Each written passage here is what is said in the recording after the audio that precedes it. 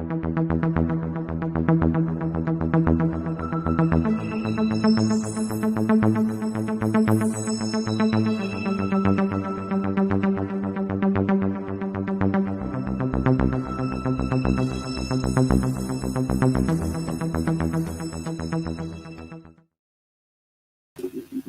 world, good morning and namaste. A big Nissan Bulavinaka from Sydney, Australia.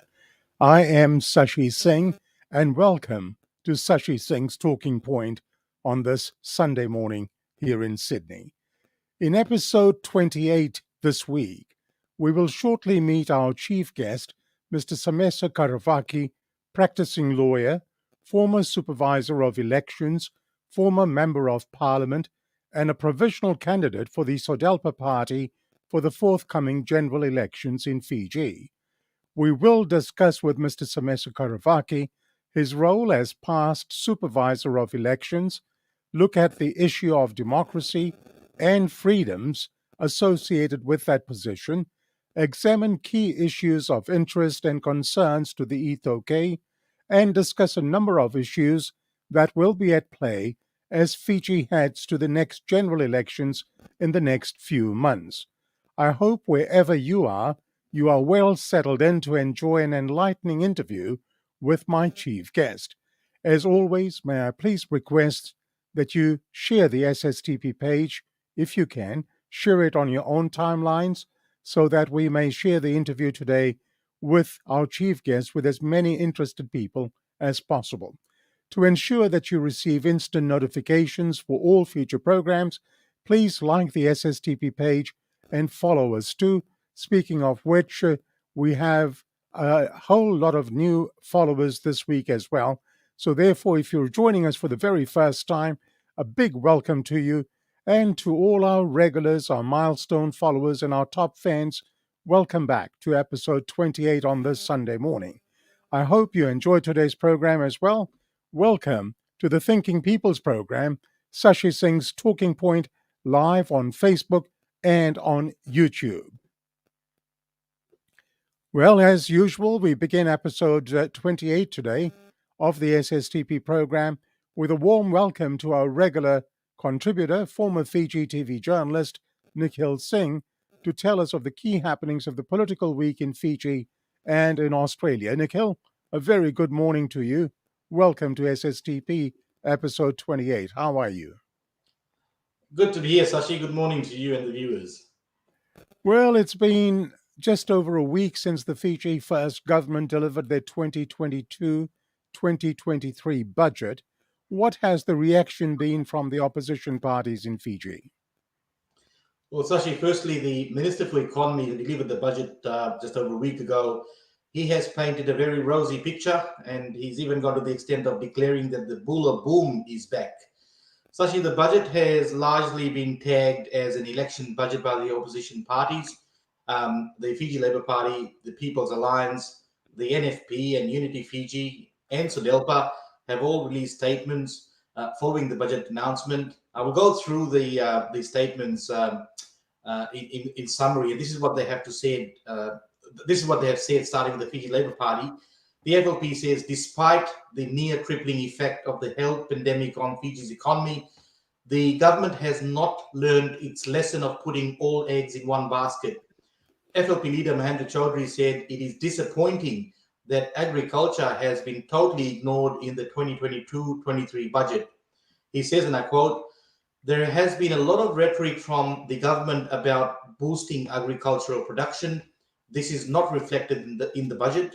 There is a need to broaden our economic base, yet agriculture has received no special focus. In fact, the agriculture budget has been slashed by 13% compared to the previous budget and 11% compared to the 2018-19 budget. The FLP has also taken aim at the government for their total disregard for FNP members and their retirement savings. Chaudhry says it is shocking that the budget makes no provision to replenish the accounts of FNP members who were forced to borrow funds from their pension accounts to survive the COVID crisis. In relation to the family assistance announcement in the budget, the FLP says the $30 per child family assistance for the next 6 months provided in the budget is a band-aid measure which is inadequate to truly mitigate against rising costs. Looking at the budget overall, the FLP says, all said and done, it is glaringly a vote-buying election budget, attempting to address election issues ranging from bus shelters to roads. It seems business as usual for Fiji First, except that there is now less funds and fiscal space to roll out pre-election freebies in the way they have in the past. Now, the National Federation Party has labelled the national budget as a, quote, a Sangamoli budget. The Fiji Times reported that the NFP leader claimed the so-called inflation mitigation package of $1 a child for those families with combined incomes of less than $50,000 per year was peanuts. Biman Prasad said that would hardly alleviate the severe hardship caused by exorbitant high fuel prices, cost of basic food and essential goods. With the increasing cost of living, Biman said a family of 2 adults and 4 children needed an average of $200 a week to be able to purchase basic food and essential items. He said the $1 a day or a total of $180 for 6 months was ill-conceived and purely based on electioneering rather than genuine assistance, because even students from wealthy families and those with combined incomes of more than $50,000 a year would also be eligible for $180. The NFP says but the budget will only increase the debt burden of every Fijian over $11,100 by the end of the 2022-23 financial year. Now, turning to People's Alliance, Sashi, I picked this up from Fiji Village. The leader of People's Alliance, Siti Nvendi Rambuka, labelled the national budget as just another catch-up job to appeal to voters in this upcoming election. Rambuka says the budget was clearly an election budget containing freebies that for many struggling families in the country today will mean Father Christmas has turned up early. The former Prime Minister says the reality, however, will set in the day after Christmas, when the tap to all these freebies will run dry, and then everybody will have to buckle up and be ready for some very tough austerity measures.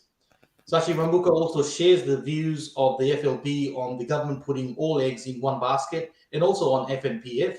Rambuka says the government continues to largely depend on tourism, and he highlighted that if the so-called Bula boom was back, as claimed by the Attorney General and the Minister for Economy, why wasn't the Fiji National Provident Fund contributions reinstated?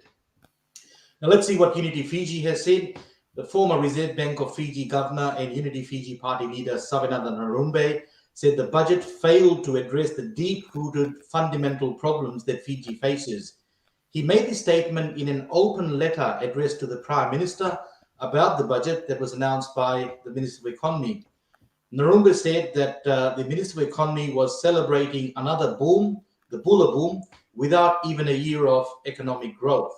He said the Attorney General had hoodwinked Frank Bainimarama and the people of Fiji for too long, crafted rhetoric that does not do anything to improve their lives in the long term. In his open letter, Narumbe said, and I quote, "Honourable Prime Minister, please instruct your minister not to insult us about interest savings. Please order him to reveal to us the debt servicing ratio as percentage of domestic revenue." Sashi, I've picked this very late, but Sodelpa has said, in summary, that the $1 a day announcement in the budget is a vote-buying tactic. All right, we'll discuss more of Sodelpa's response with our chief guest today. Now, 2 unions representing the University of the South Pacific have released a statement saying that the Fijian government's decision to not pay its dues is doing damage to Fiji and regional students. What is the news on that front? Sashi, after reading this report of the Fiji Times, the Association of the USP Staff and the USP Staff Union say the Minister of Economy is doing damage to the premier regional university by withholding the Fiji government's obligatory contribution. In a statement, the unions say the USP Council has held several special meetings to address current USP issues, as well as other matters of concern of the Fiji government members. The unions say that the council deliberations led to clear majority decisions that exonerated Professor Pal Aluwalia, yet again, of any mismanagement, administrative or for financial, and his reappointment as Vice Chancellor and President of the USP and his relocation to Samoa. The union say, and I quote, "It is apparent that unable to remove Professor Aluwalia for his exposure of financial mismanagement and other breaches, the Attorney General is doing damage to the Premier Regional University and hurting USP students by withholding the Fiji government's contribution. The USP grant Sashi also featured heavily during the recent Pacific Islands forum, where leaders, the Prime Ministers of Australia, Samoa, and New Zealand all urged for a resolution on this matter." All right, and excuse me, more questions are being asked about Fiji Airways taking over the day-to-day operation of Airports Fiji Limited. The Association of the South Pacific Airlines says there is a huge conflict of interest. Please tell us more, Nikhil. Yes, actually, the Association of the South Pacific Airlines said the burning question would be how neutral Fiji Airways would be when dealing with other airlines, as they are now a customer at the airport as well as the manager. The association said other airlines would be concerned as they'll be wondering what is happening. We already have issues with Fiji airports in negotiating fees and charges that were unjustified over the years, and now we are having to deal with Fiji Airways, a commercial airline, as well as the manager of the airport. So that is a complete conflict of interest. Now, meanwhile, Sashi, Fiji Airways has not responded to queries from the Fiji Times on the dollar value of the management contract with Airports Fiji Limited. Questions were sent by the newspaper to Fiji Airways last week on the dollar value of the management contract and the duration of the management contract. The Fiji Times also asked if Fiji Airways would appoint or place managers at Fiji airports. They have not received any response to this query. What I've also picked up from the media reports, Sashi, the NFP has also questioned the secrecy of this deal, and they've put it as that by forging ahead with this deal, it is simply Dracula guarding the blood bank. Yes, indeed. And a topic that I'm following with a great deal of interest, Nikhil, is the contempt of court proceedings against vocal Suva lawyer Richard Naidu. His matter will be back in court on Tuesday. This matter has now caught the attention of the Law Council of Australia. What do you have for us on this front? Well, right, Sashi. It's this issue has generated, or this court proceeding has generated a lot of interest locally, regionally, and internationally. The Fiji Village reports that the Law Council of Australia notes that Fiji's Attorney General Ayar Sayed Qayyum has brought committal or contempt of court proceedings against Richard Naidu, and the council intends to arrange for an independent observer to attend the contested hearing in Suva. The Law Council will continue to actively monitor these proceedings with a view to ensure Naidu is given a meaningful opportunity to challenge and defend the serious charges which have been leveled against him, Sashi. Indeed, and I believe the Fiji Law Society is also going to play an active role in those proceedings.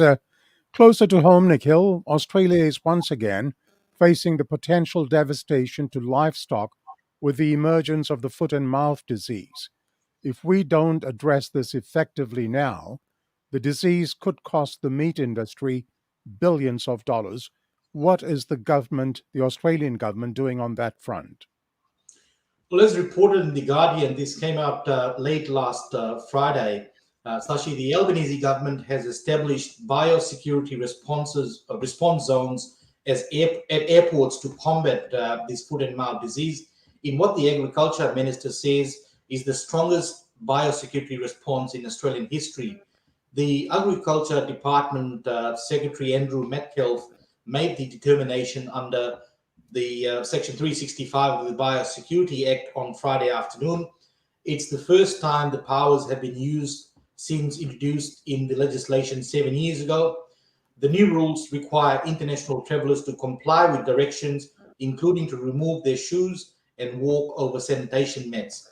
The Federal Agriculture Minister, Murray Watt, said this additional measure made the response to the foot and mouth disease outbreak the strongest biosecurity response in Australia's history. And Nikhil, turning to New South Wales Parliament, an independent MP is under pressure to quit Parliament. The New South Wales Premier Dominic Perrottet has asked the MP to go. Why is that? Well, the MP in question is John Sidoti. He used to be a Liberal member of Parliament, and he turned MP when his investigation started. So, following several months of investigation by the Independent Commission Against Corruption, or ICAC, they found Sidoti had acted corruptly by campaigning Liberal councillors for personal benefit. So, this relates to local government councillors. The New South Wales Premier Dominic Perrottet has asked Sidoti to resign from Parliament. Sidoti has rejected this call. Sidoti, a former sports minister, reaffirmed his intention to fight a corruption finding and clear his name. ICAC has sought the advice of the Director of Public Prosecutions on whether any criminal charges should be laid. Sashi, that's the latest on John Sidoti.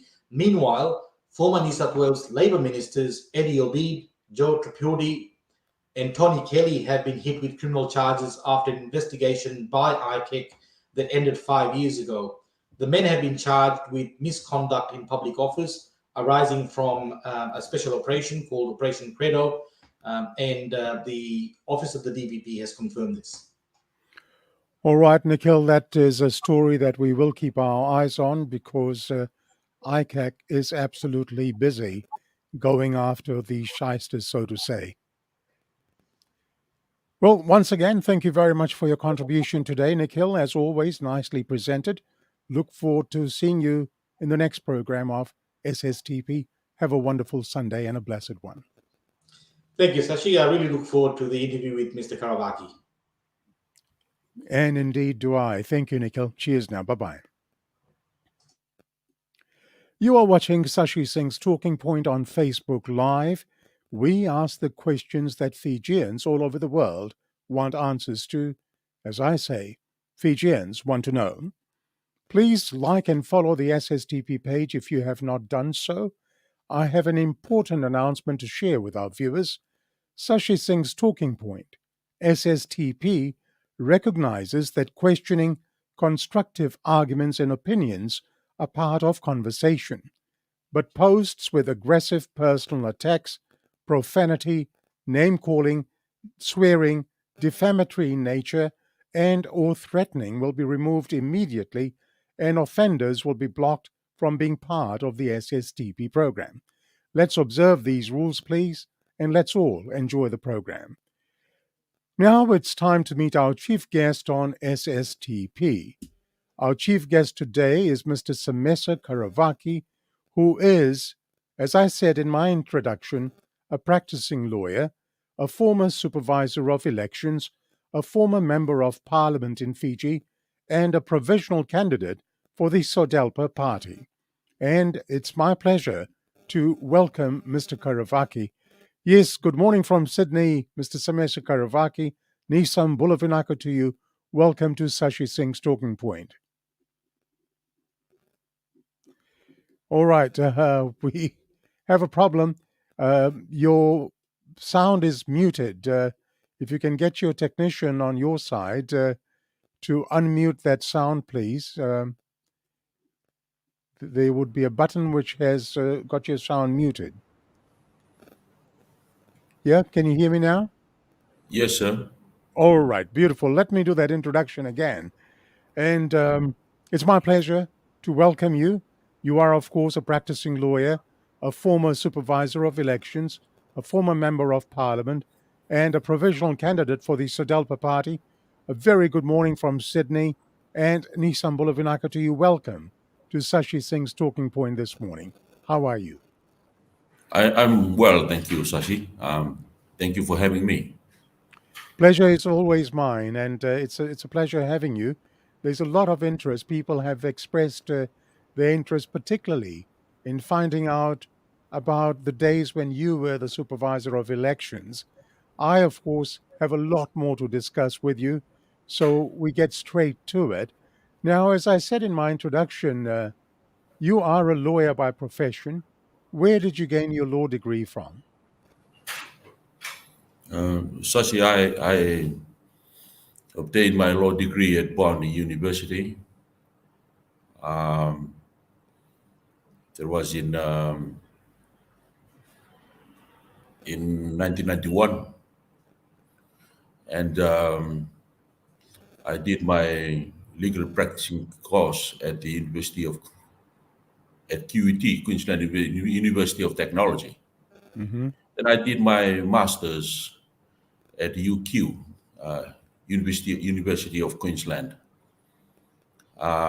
Came back to Fiji and did my postgraduate diploma in legislative drafting here at the University of the South Pacific. And that's where I go, and that's where I obtain my qualifications. Wonderful. And currently, you are a lawyer, a practicing lawyer. Are you in private practice or in partnership? I am a sole practitioner, Sasi, Mhm. and I'm running my own practice. And what's your practice called?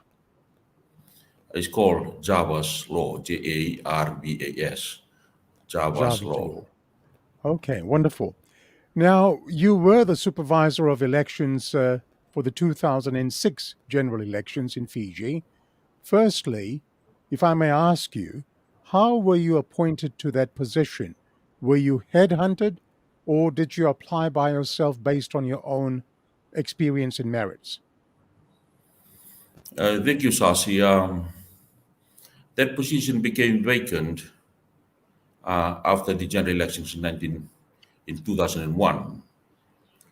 After the general elections in 2001, Mr. Walter Ringamoto was the supervisor of election then.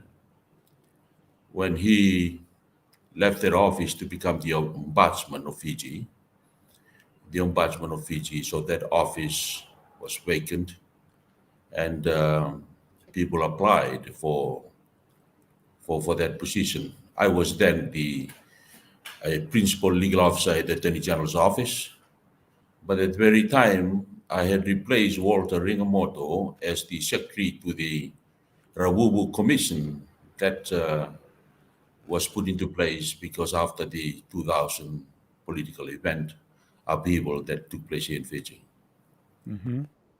And I became supervisor of elections in 2002. Okay. Now, so you applied for it. Yes, sir. Okay. Now, what was it that attracted you to that position of becoming the supervisor of elections? Um, it was kind of like the normal trend for seniority in the government for lawyers.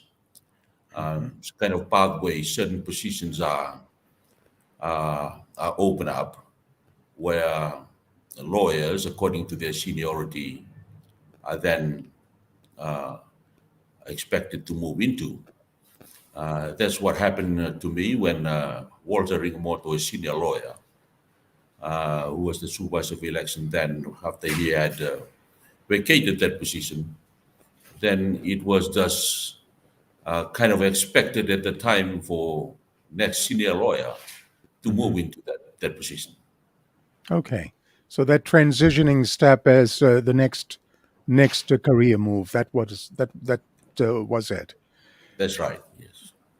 Now, Semesa, while we will discuss the role of that office in a short while from now, what was the biggest challenge for you in the role of the supervisor of elections? Uh,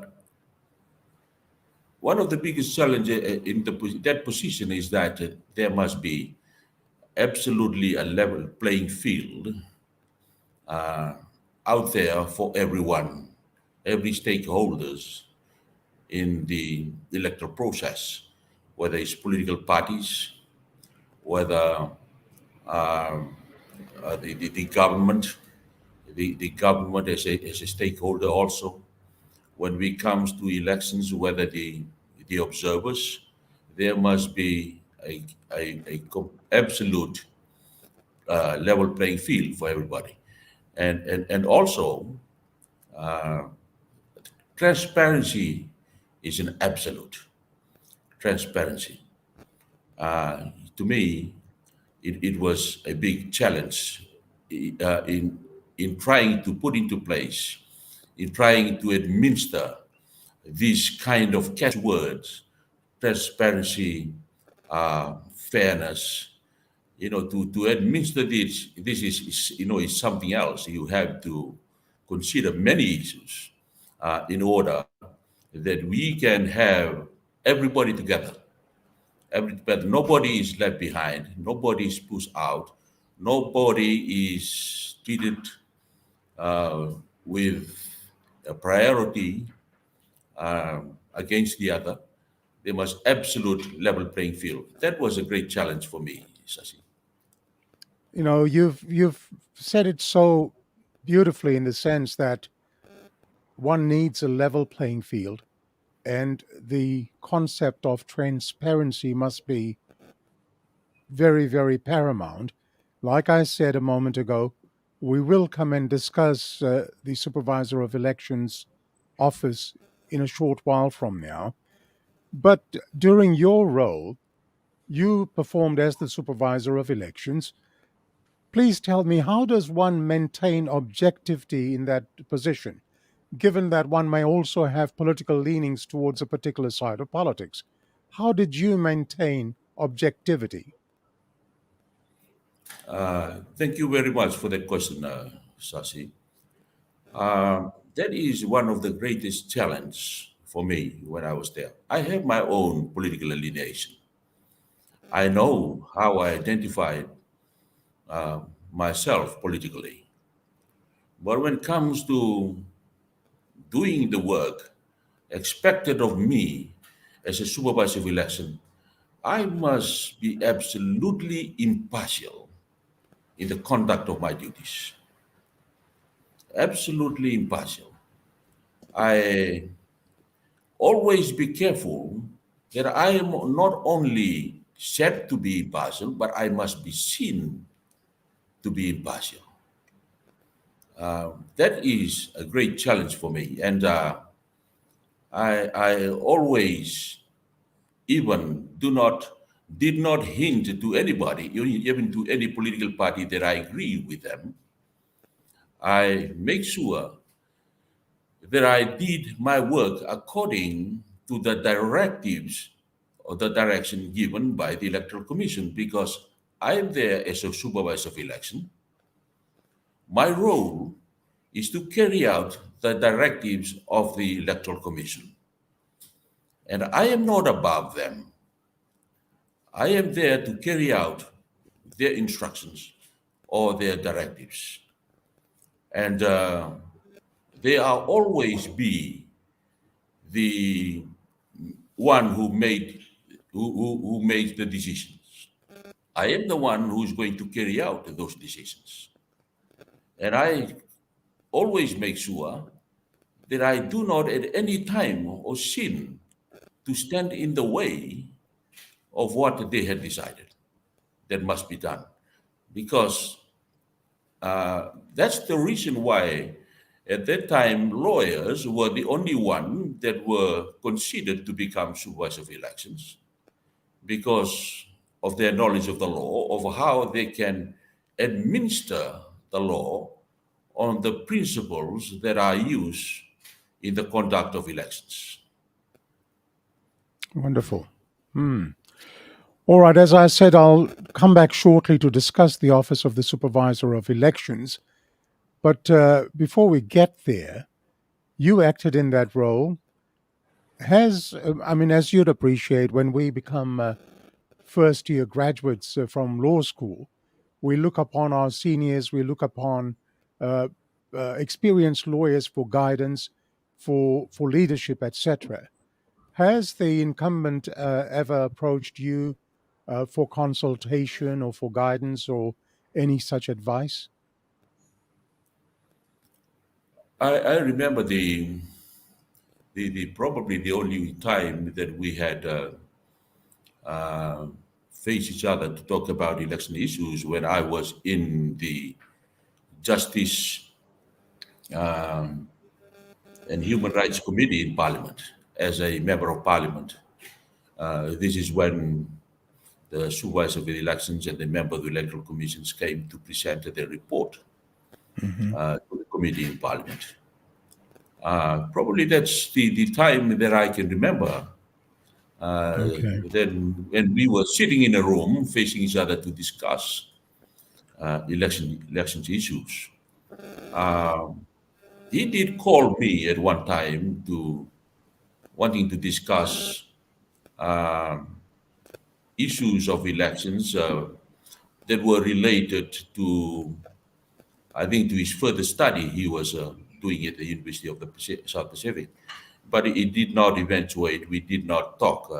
Maybe he was busy and I was busy. And we did not meet to talk about the issues that he was wanting to raise with me. Okay. Let me ask you, when did you first have aspirations to enter the political arena? Thank you, Sasi. I was studying over there in Queensland, in Australia, in Brisbane, actually. And unfortunately, how I was treated by the government and government officials was not good, so to speak. So my scholarship was taken away, and I had to pool on my FNPF contributions about $30,000 to complete my study. That was when, Sasi, I realized that when you are in government, it comes a time that people can be treated just like goods. They can be used and they can be discarded. I realized the lack of righteousness and the lack of justice in the government. And I thought to myself, how can I make a difference? So that was when I started to think about it, and it influenced me to one day enter politics, that I may make a difference in the political sphere and also in the government. If I'm part of the government, I hope that I can make a difference. I think there are many people have gone through the same experience that I had gone through. Even in the present government, when they changed their policies about the 55 years retirement age, there was no consideration at all of the financial commitment that those that are going to live there and then, how are they going to take care of their financial commitments? I think at that time, a lot of them had gone out very stressful because of the financial burden on them. And I think to myself, Sasi, this is the kind of unjust and unrighteous policies that are being, made by governments, that they do not care what the people go through, the suffering that they go through. And I thought to myself, Sasi, that maybe I can make a difference if I enter into politics. That's briefly, Sasi, what motivated me to enter politics. Amazing. And which political party did you join when you first signed up to a political party?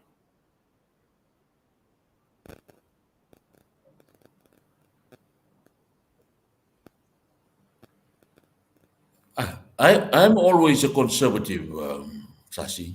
Yes. I'm always a conservative. And I will only go to a political party that stands for conservative values. And that is why I'm with Sodelpa. All right. Now, in the 2014 elections, you put your name for a ticket for the Sodelpa party.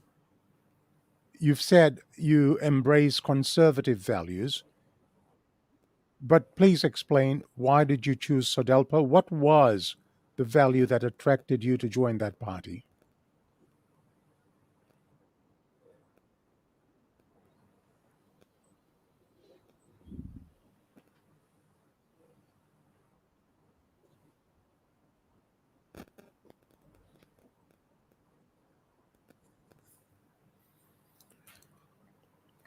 I I realize, Sashi, that justice comes from the values of God's commandments. God's commandments, Sashi, that's where the universal values of conservatism come from, and anything that is contrary to that, to me, I look at it as moving towards the left. It moving towards the left spectrum of political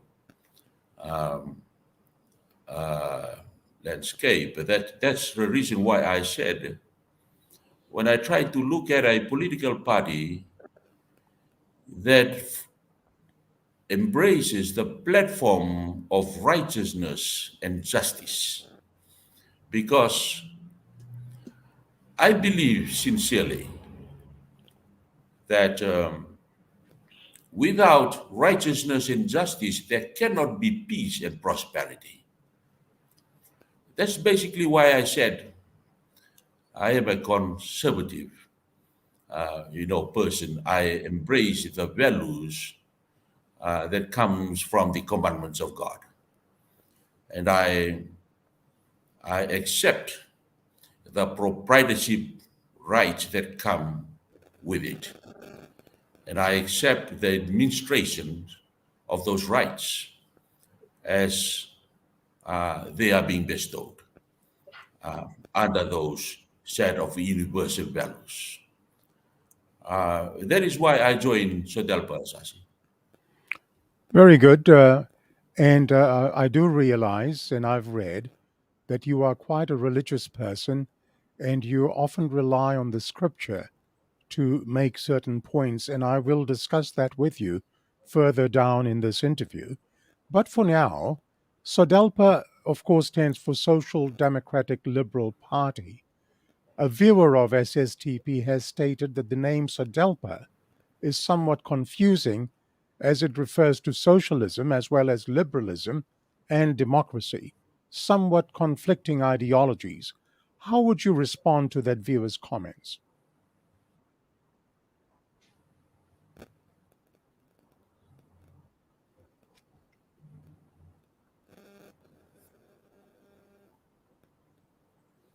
Yes, I can see that, Sasi. Uh, what actually happened with Sodelpa after the name Song Song Dua Patanileo Banua was unable to be used anymore because of the restrictions that was being put into place, that no other words other than English must be used. I think the architect of the party at the time wanted to put a name there, but still maintain the the letters SDL. Right. So do ba nila dua.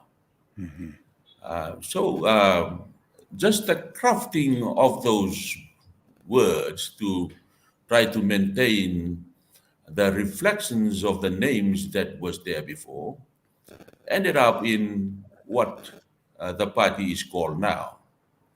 Okay. Yeah, so that's the reason why some people are saying, but you have a social word also in there that is conflicting with the position that we are advocating as conservative, a conservative party, while we realize Oops. We have had an internet dropout, so we'll have to get Mr. Karavaki back on again. Just bear with us, viewers, and hopefully we can get Mr. Karavaki back again. I'll just get a message sent across to him very, very quickly to say, please log in again. So if you just bear with me for just a moment. I could see that there was an internet issue because the voice was coming a bit late. I think we've got Mr. Karavaki back again. sorry for Thank that. you very much. No, not your fault. I could see that there was an internet. Internet was a bit slow on your end, but we seem to have got you back. So you were saying that the word social is a bit of a difference in that, in contrast to the conservative values that you're talking about. That's right. That's right, sis. That's right. All right, go on. It's the crafting, of those words, to maintain the acronym that was there of the name SDL, to maintain the acronym SDL, that has led to what the party is now. Okay. Now, what is the party's ideology, Semesa? Oh, the party's ideology is, Sashi, is really based on Christian principles. Okay. The Christian principles, even if we talk about all the other issues, the issues of indigenous rights or any other issue, we look at it from the perspective of Christian values. And Sashi, to advocate or to administer the rights given to us, we are very much aware of what the Bible says, that we love God first and we love our fellow neighbors as we love ourselves. That's the way we stand.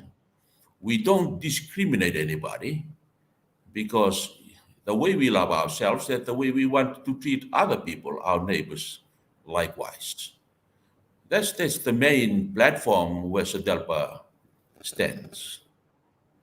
Okay. The party is currently under the leadership of William Ngavoka, Bill.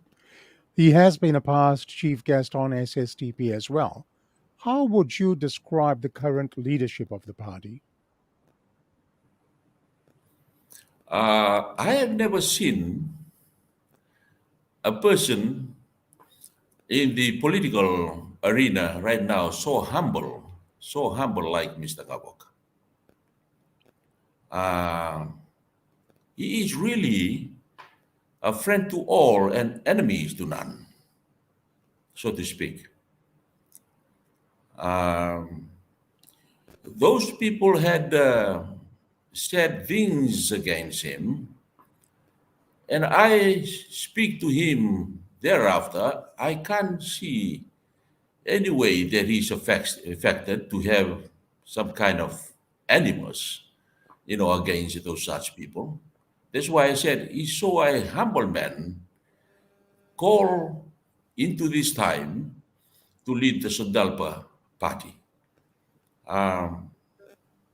I think people probably may differ from how I look at the leadership, but that's how I look at it. I am a close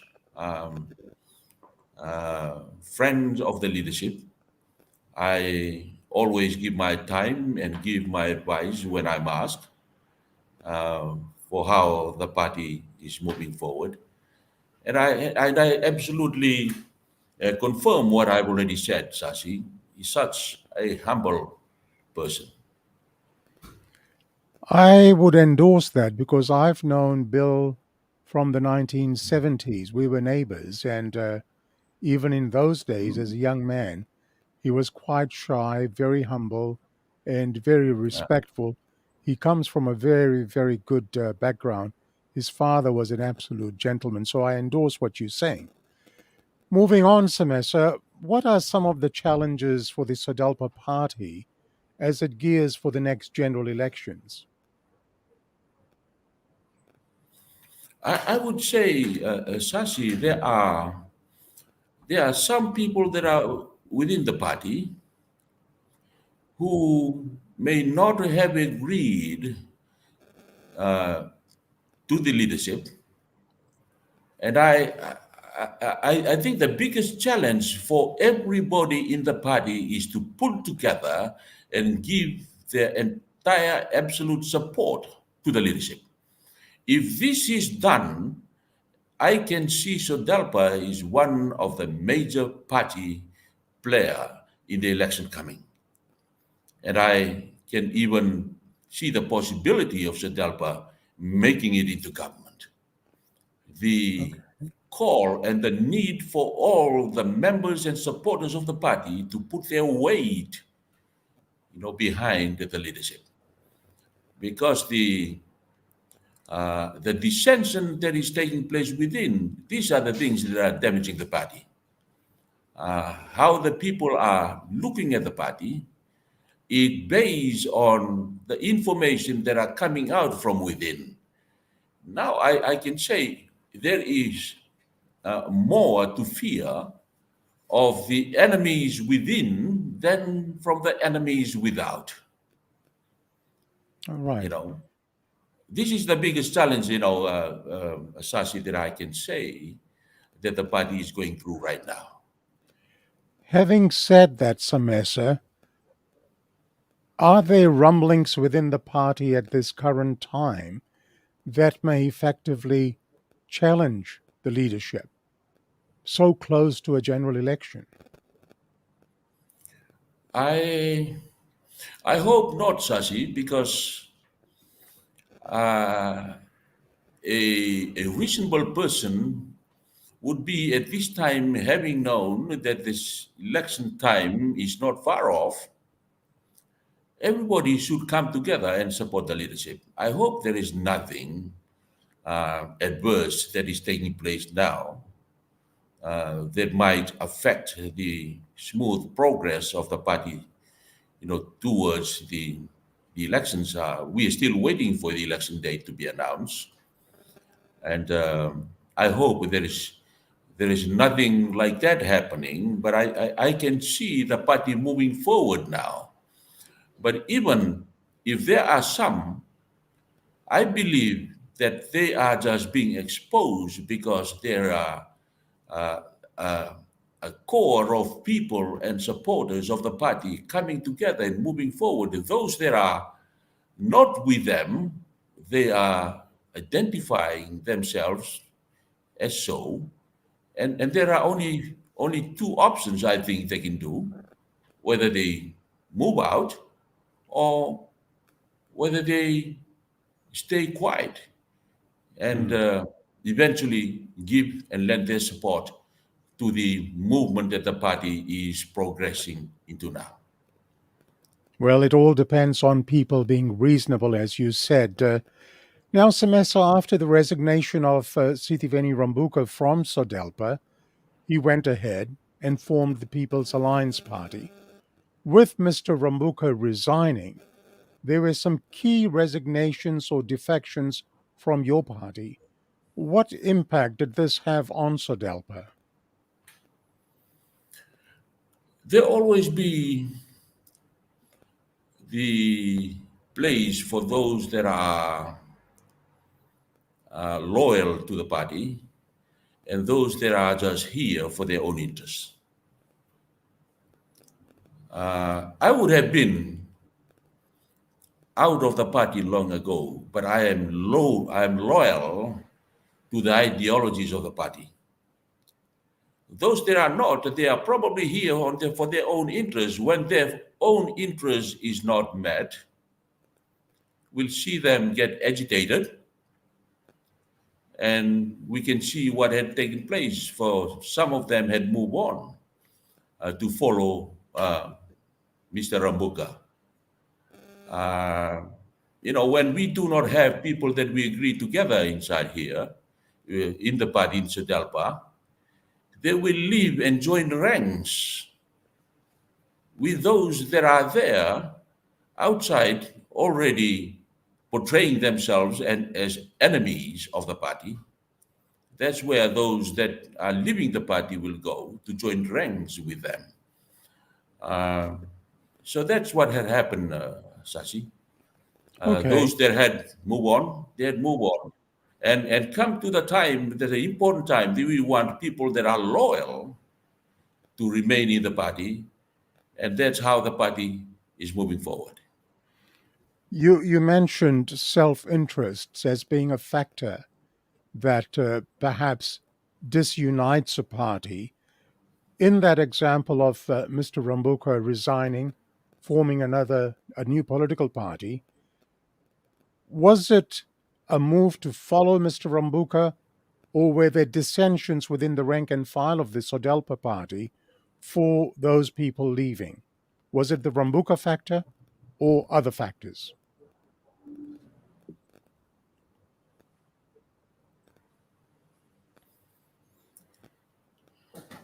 There was an element within the party. Rambuka came into the party at a time when Mr. Garcia was unable to come in and lead the party because of his conviction. Yes. He was unable to come and lead the party again. So he had stood down really to exhaust the time period allowed of 8 years. That was the time an element in the party thought that they can bring Rambuka in to take his place. But Rambuka he had his own party, the SBT. His own party. He identified himself with the SBT, and he's always been the SBT. He was never an SDL, and he was never a Sodelpa. See, he came in with elements within the party who had influenced the party leadership at the time that probably is the time for Rambuka to come in because of the absence of Mr. Garase. So when he left the party, Sasi, he left it not because he was ever been an SDL or Sodelpa member in ideology. He was never. He left because he was never been a Sodelpa or SDL person. He did not win the election, thinking that if he had won, he would become the prime minister as a leader of the Sodelpa party. But you see, the things that are taking place according to what have been shifting from here to there. It's really just to reveal the truth, everything that we are advocating, everything we are standing for. So when Rambuka left, those that were here on the similar kind of platform with Rambuka left with him. They may be over-ambitious, wanting to become leaders of the party, but they did not make it as they had tried, so they left with Rambuka. And they were never in ideology being an SDL or Sodelpa person. Okay. All right. When one looks at the recent polls undertaken by the Fiji Sun Western Force polling, the Sodelpa party seems to be trailing well behind the Fiji First party and People's Alliance. What do you think is the reason for Sodelpa's slide? Thank you, Sasi. I had referred to the dissension, internal dissension within the party. Mm-hmm. Had we all come together and lend our support to the leadership, the party would be now sitting on top in the Fiji Sun poll. The very reason because the party has been seen as a party of conflict within. And naturally, Shashi, we do not want to be in that kind of environment where there is conflict. We want peace. We want cordial relationship. It is because of the internal conflict, internal dissension that is taking place within the party that had portrayed the party in that way, which is shown in the Fiji Sun poll. Okay. Yeah. You've mentioned dissension, you've mentioned disunity. Pray do tell, how united is the Sodelpa party currently? Is it united, or so close to a general election there is still elements of dissension, perhaps about the leadership, or perhaps about the way the party is moving forward? What would you say? There are still some elements like that, Shashi, within the party. But they are getting less and less and less in numbers. Some of them were there, had come over on board, knowing that the party that they love is the party that should stand up for. Leaders may come and go, but the party is what we are here for. When one goes into parliament, he did not go there on his own, right? He went into parliament because of the party. So now members coming to be aware of that. That is, the party is what we have to protect. The party is what we have to safeguard. And in order to do that we must stop the internal dissension. We must all come together and support the leadership. I am saying, Shashi, that members are now realizing there is no way or no other way that we can succeed in the election, but we have to come together. All right. Have a break, have a drink of water. You are watching Sashi Singh's Talking Point, and our chief guest is Mr. Semesa Karavaki, lawyer, former supervisor of elections, former member of parliament, and provisional candidate for Sodelpa in the forthcoming general elections. All right, let's move on, and let me now take you back to 2014. This was the first elections to be held after the military coup of 2006. Semesa, you stood for elections in 2014. Looking back now, how difficult was the campaigning, given that there was a new electoral system in place being used for the very first time in Fiji? It was a big challenge, Sasi. All of us who stood in the election in 2014, we have to come into terms and try to appreciate the new electoral system. We can understand whatever the design of the electoral system, that design is geared towards a type of governance, of democracy that one would like to put into place. We look at the electoral system then. I must say that it was not easy. It was not easy because it's the first time that we are introduced to numbers. It's the first time that we had ballot papers without serial numbers. The first time that we have very few observer groups. I remember when I was in the elections office, we would welcome any number of observer groups because as I've said, that the more observer groups that we have, the more then we can learn about the system. If there are discrepancies, then we're able to address those discrepancies. These are the things that are highlighted by the observers, by the observer groups. But now we have only one observer groups only, who do not even go to observe the counting. They only observe the conduct of the election in the polling station, and they did not observe the counting, which is very important to me. I think there was a lot of complaint in the last election in 2014, in 2018, regarding the counts. A lot of complaints in that area. Now, how would you describe your first term in Parliament?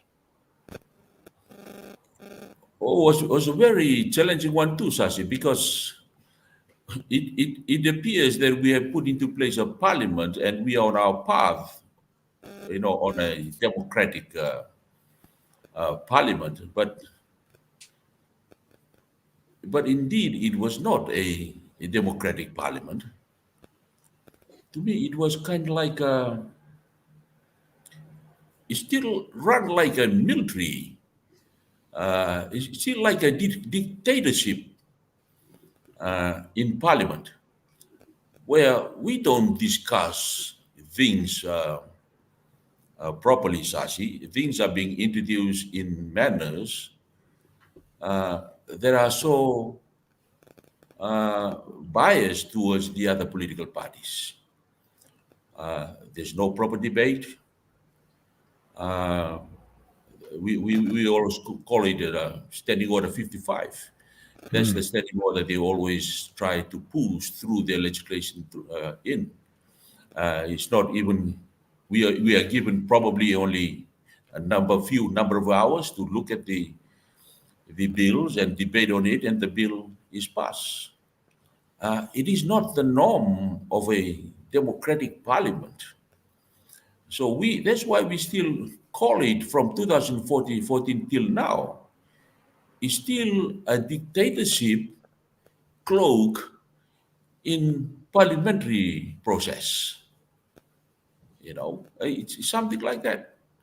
That's what it is. What it is still now, and I'm glad that we are now in the parliamentary process, that the whole world looking at us at Fiji, that we are on that platform. But the actual thing that is happening in there is not a parliamentary democratic process. It is actually a dictator process cloaked in parliamentary democratic process. I'm That's glad you've probably raised that. explain it. I'm glad you've raised that because I will discuss parliamentary democracy a little later on in this program separately. And I'll, of course, talk about what I call the bulldozer effect of standing orders. So we'll discuss that very shortly. Now, during your term in Parliament, there was a time when Sodelpa MPs were not on the same page when it came to the issue of climate change. The then leader of the opposition, Mumu Kepa, indicated that Rewa would show practical support for Prime Minister Voreqe Bainimarama's presidency of COP23. You at that time said climate change was a hoax, and you used biblical text to back your claim, saying climate change was in God's power. You attacked the Fiji First government, branding them as a rebellion and unrighteousness against God. You said because of this, ordinary citizens would suffer as we were on the road of no return. My question to you, Semesa, is how come the party was so divided on the issue of climate change? I believe, Sasi, what I had talked about earlier, when there is an absence of righteousness, there is also and absence of justice. When we talk about the climate change in the Parliament, then, even in the history of Fiji, we have had events like this in the past where uh, tidal wave had swept through villages. I remember in my village we have a big drain that run across the village. When I grew up, I asked the elders at the time, "What is this drain for?" And what I was told, because I did not remember the time they had dug the drain up across our village. This is on the island of Lakemba in Laos, Sashi. Okay. And that's where my village is, the village of Wakano. And I was told by the elders, oh, when there is tidal waves, we had that drain so that the water, the seawater can come and be channeled out of the village again through the drain to go out into the sea. So that there is a breaker there in the village. It is not new, Sashi. That's why what I was referring to then. It is not new. This is the events that had happened before and will continue to happen. Why are we making it so prominent now, the issue of climate change? The issue of climate change, Sashi, as I said at the time in Parliament, is in the hands of God. Who controls the weather? Who controls everything? We are trying to solve our own problem, and the cause of the problem is from a power that we cannot go against. It's only the one who controls all and everything in the world under the sun is the one who can solve our problem. That's what I was saying at the time in Parliament, Sashi. Okay. That's what I was trying to educate people that are there in Parliament. Now, because the whole world is moving towards that climate change, and he has propagated this issue to become very prominent, and we are saying it's the cause of all things. And we neglect, from my point of view, Sashi, we neglect that there is a greater power that controls all these things. Remember, Sashi, I shared a story, which I think a story in the island of Matuku. In Parliament, I share the story. In one village over there, the coastline was being swept out by waves, slowly chipping out slowly. And then they talk about it. What are they going to do so that they can bury up the place that had been taken by the waves? And they decided to go on a fasting and prayer. And that's what they did, Sashi. This is I shared in Parliament. And what happened, there was a great tidal wave that came after that, Sashi, and brought all the stones and the muds and everything and buried that place that they were worried about. They did not have any digger to go up to the mountains to dig the soil and the rocks to bring it down.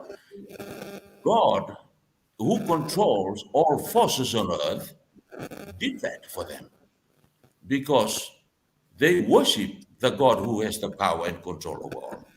That's what I was saying in Parliament. All right. Now, as I said, you called climate change a hoax. Do you still hold those views? And if so, why? I know you've taken us through the biblical route where God Almighty is paramount in his powers. But calling climate change a hoax, do you still hold those views? I still hold that, Sashi.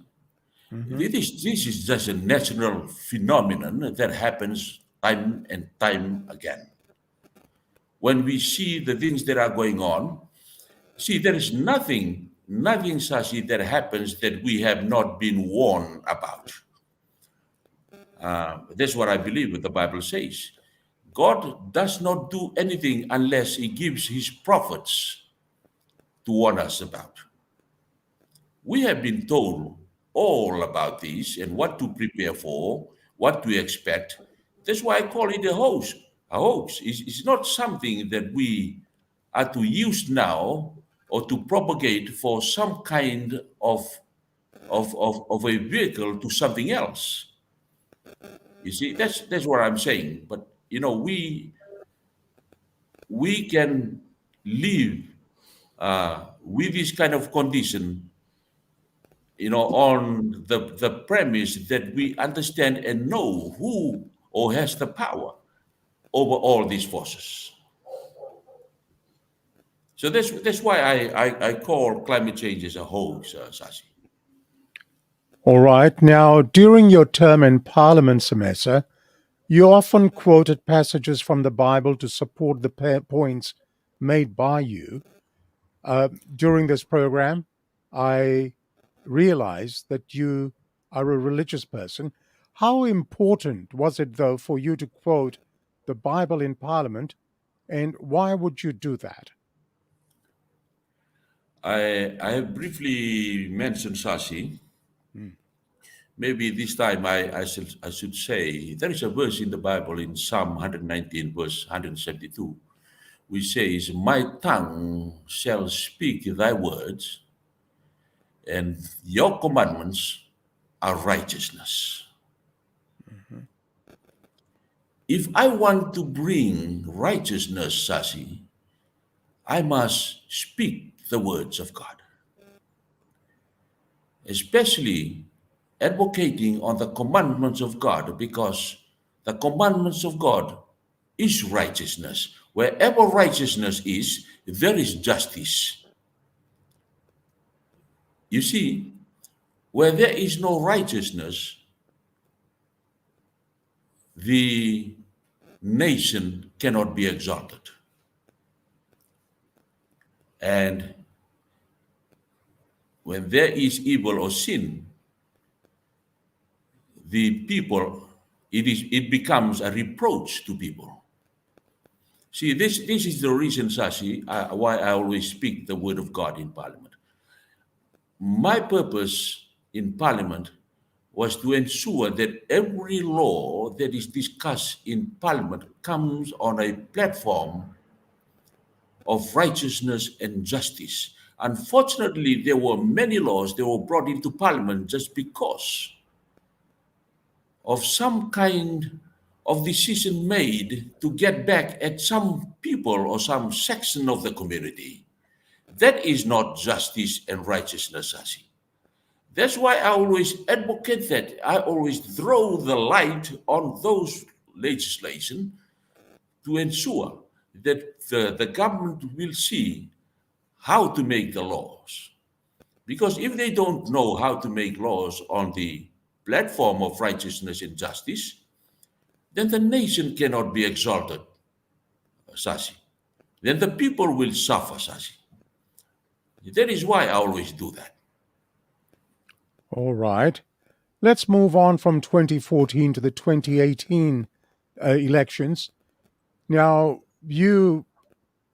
how difficult did you find to campaign in 2018, and what do you attribute your loss to? You didn't make it to Parliament in 2018, correct? That's correct, Sasi. In 2018, unfortunately, I did not campaign at all. Mm-hmm. I did not campaign at all in 2018. And I was aware of some of the elements within the party who were very, shall I say, who are out there to do everything so that they can get into Parliament. Even to speak against fellow candidates. So I say, first of all, Sasi, I did not campaign. And again, there were elements of the party who were working against certain candidates of the party. So I left it at that. So the Okay. reason why I did not make it to Parliament. Now, Sodelpa finished second in the national ballot, winning 21 seats in 2018. effectively forming the opposition in Parliament, with NFP winning 3 seats. In your view, Semesa, how has the party performed in Parliament during this last term?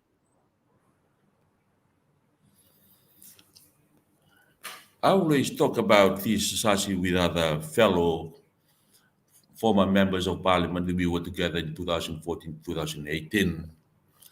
And even those that are there now, or those that we were together in 2014, they would readily admit that it was not like when we were there in 2014. I think the challenge now with the opposition is something to do with the leadership in the opposition. The leadership in the opposition. Something we are trying to address now, Sashi, because normally the party leader of Sodelpa should be the leader of the opposition. Normally. So in saying that, I'm saying that Mr. Ngawoka should be the leader of the opposition because he's the party leader of Sodelpa. But unfortunately, he is not. The kind of arrangements that we have, in Parliament, whoever the elected members of the Parliament select to be the opposition leader, he will become the opposition leader. Wow. So that's what happened. We have a different party leader, and we have a different opposition leader. So the arrangement itself, Sashi, is not cordial to a political party that is expected to perform properly in Parliament. All right. Well, from what you say, it certainly seems that perhaps even after this forthcoming elections, all may still not be well, because when it then comes to appointing the opposition leader, or when it comes to doing things in a righteous manner, as you say, there may still be dissension in the ranks. What do you say? Absolutely, Sashi. I think that is why now the party is selecting people who are loyal to the party. Unfortunately, that has not been the case in 2014, 2018. There are still some elements. There's still some elements within the party who are not totally loyal to the party. Now the party is trying to rectify that, bringing in those people who are loyal to the party, and also attending to the changes to the constitution of the party that would not allow the same situation to continue. That's what the party is really attending to now. What is happening now should not continue. And the party's constitution is being attended to reflect that. You're a lawyer first and foremost, and a senior lawyer at that.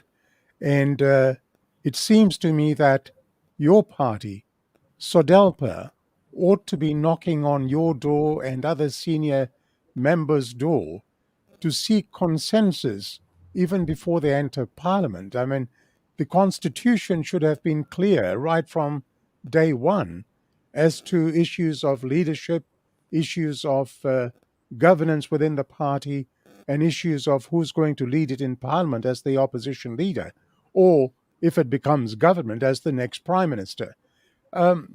What sort of advice have you given to your party?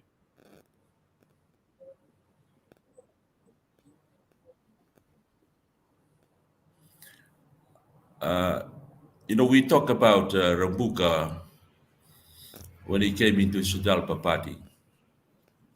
When Rambuka came into Sodelpa party, those people in leadership, they continue to meddle with the constitution. They changed the constitution without the proper process. whereby approval is given through the general, the AGM, the AGM of the party. That was not done, Sashi. This kind of unscrupulous behavior had led to what the situation that we are in right now. And that's why I'm saying we are rectifying that now, rectifying it, so that it does not happen again. All right, let's move on. Let's not air any more dirty laundry, so to say, of the Sodelpa party. And I Hear me, certainly Sashi? hope. Yeah, I can hear you. Can you hear me? I can hear you. I think there's a internet issue here. It's a bit slow. Can you hear me, Mr. Karavaki? Semesa, can you hear me? Yes, sir. All right, Can let's hear you, continue. sir. Naka, as I was saying, let's leave issues of internal issues relating to Sodelpa, and let's hope that things are rectified so close to the election. The I's have to be dotted, the T's have to Yes, be crossed. Sashi, I can hear you. Thank you. Okay.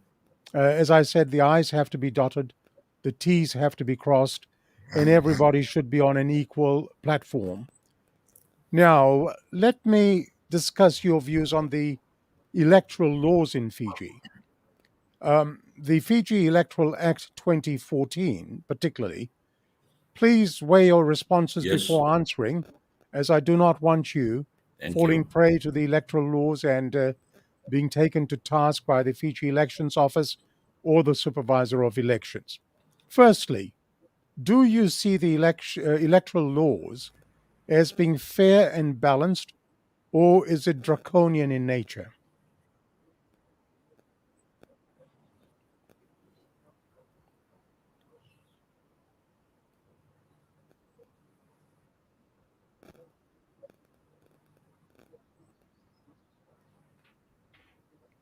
Did you hear that question?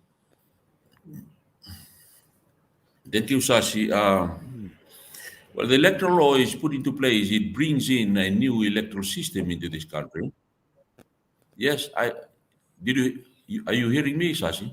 Yes, loud and clear. Thank you. Yes. Yes, I heard you. Are you hearing me, Sashi? Yes, I am. Let's talk about the electoral laws. As you were saying, please Okay. go ahead.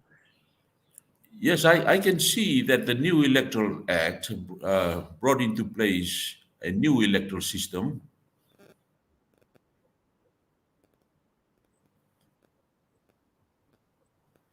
It brought into place a new electoral system, and in many ways, there are overbearing provisions in the Act.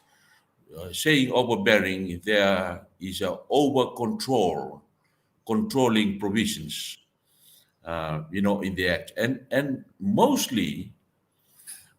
Most of the sections over there are put into place under the premise of rational and reasoning that we probably don't experience in Fiji. We don't experience it in Fiji. Maybe those that had been experienced in other jurisdictions. That's why I'm saying they are new and they pose a lot of challenges when they were first put into place, when the act were first brought into place in 2013, I think. Did you hear me? Yes, indeed. Okay. Let's look at a section or two of the electoral laws, the Electoral Act. Now, Section 116 of the Okay. Act is on financial proof of policies. What are your views generally on this provision of the Act? Because when one looks at the Act, it says if the political party, candidate, or the agent or political party supporter who makes any financial claims as part of their campaigning fails to follow these clauses, it is an offense, and if they are convicted, can face fines up to $50,000 or a jail of up to 10 years, or both. What are your views on 116?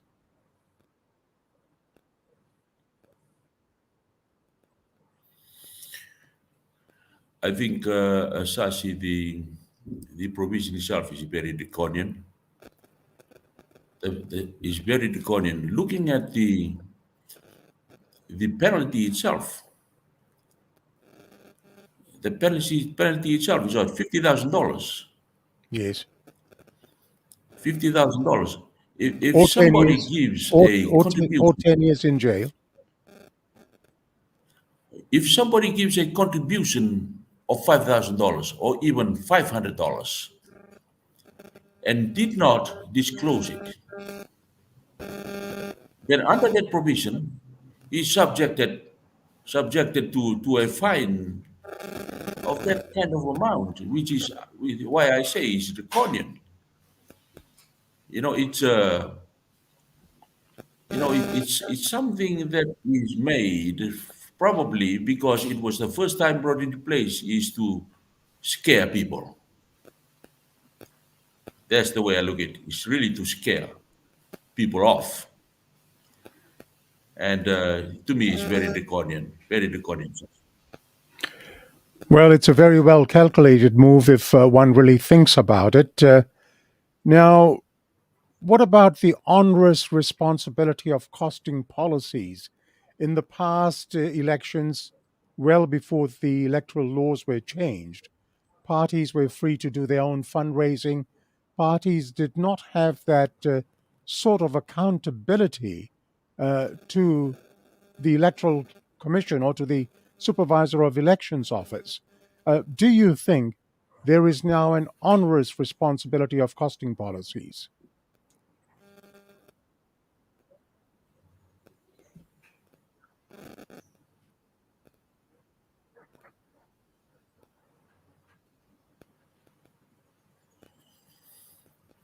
I look at the previous administrations of elections under the previous laws, where political parties were not required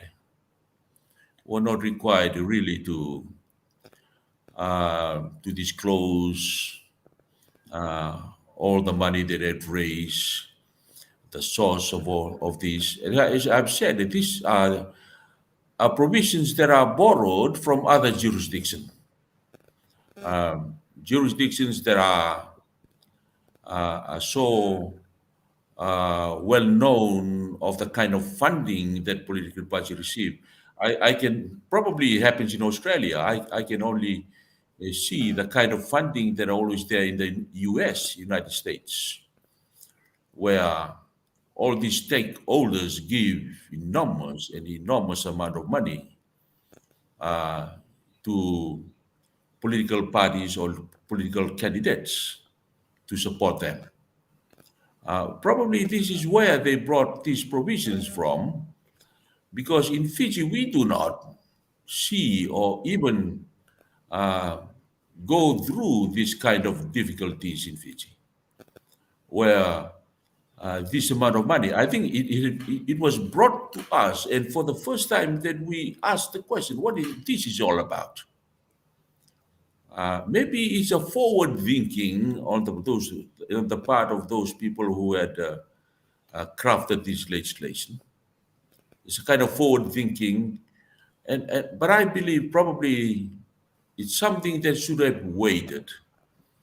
Should have waited. The time was not there yet for this kind of provision to be brought in to the electoral process in Fiji. Okay. Have a drink of water. Let me tell my viewers that Yes, Sashi. there seems to be a little bit of delay from the Fiji side of connection, and hopefully you'll bear with us. We can hear Mr. Karavaki loud and clear. You are watching Sashi Singh's Talking Point, and our chief guest this afternoon is Mr. Semesa Karavaki, lawyer, former supervisor of elections, former member of parliament in Fiji, and provisional candidate for Sodelpa Party. Please share the SSTP page and this interview with family and friends if you can. Don't forget to like and follow the SSTP page as well, and you will receive instant notifications of all posts that we do on SSTP. As we've discussed, Mr. Karavaki, Semesa, during the introduction, you were, of course, the supervisor of elections for the 2006 elections. I'd like to discuss your position in that office and also what's happening these days, particularly in relation to that office. How independent was the office of the supervisor of elections during your time as supervisor?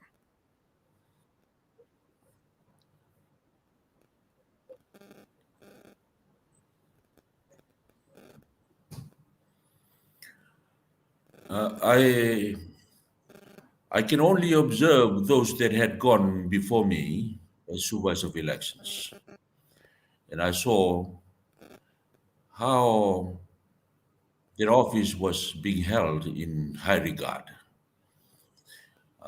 Their office was seen as independent, can be trusted to conduct the elections, and to secure a result according to what the people have chosen.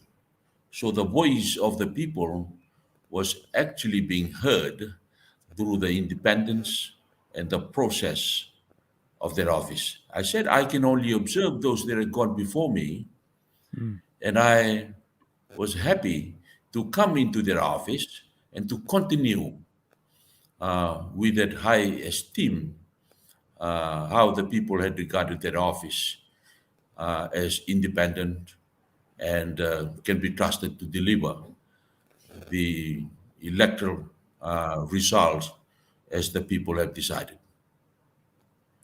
All right. And how independent is the office of the supervisor of elections now, in your personal opinion? Unfortunately, Sasi, we have seen this is unprecedented in the electoral office in Fiji.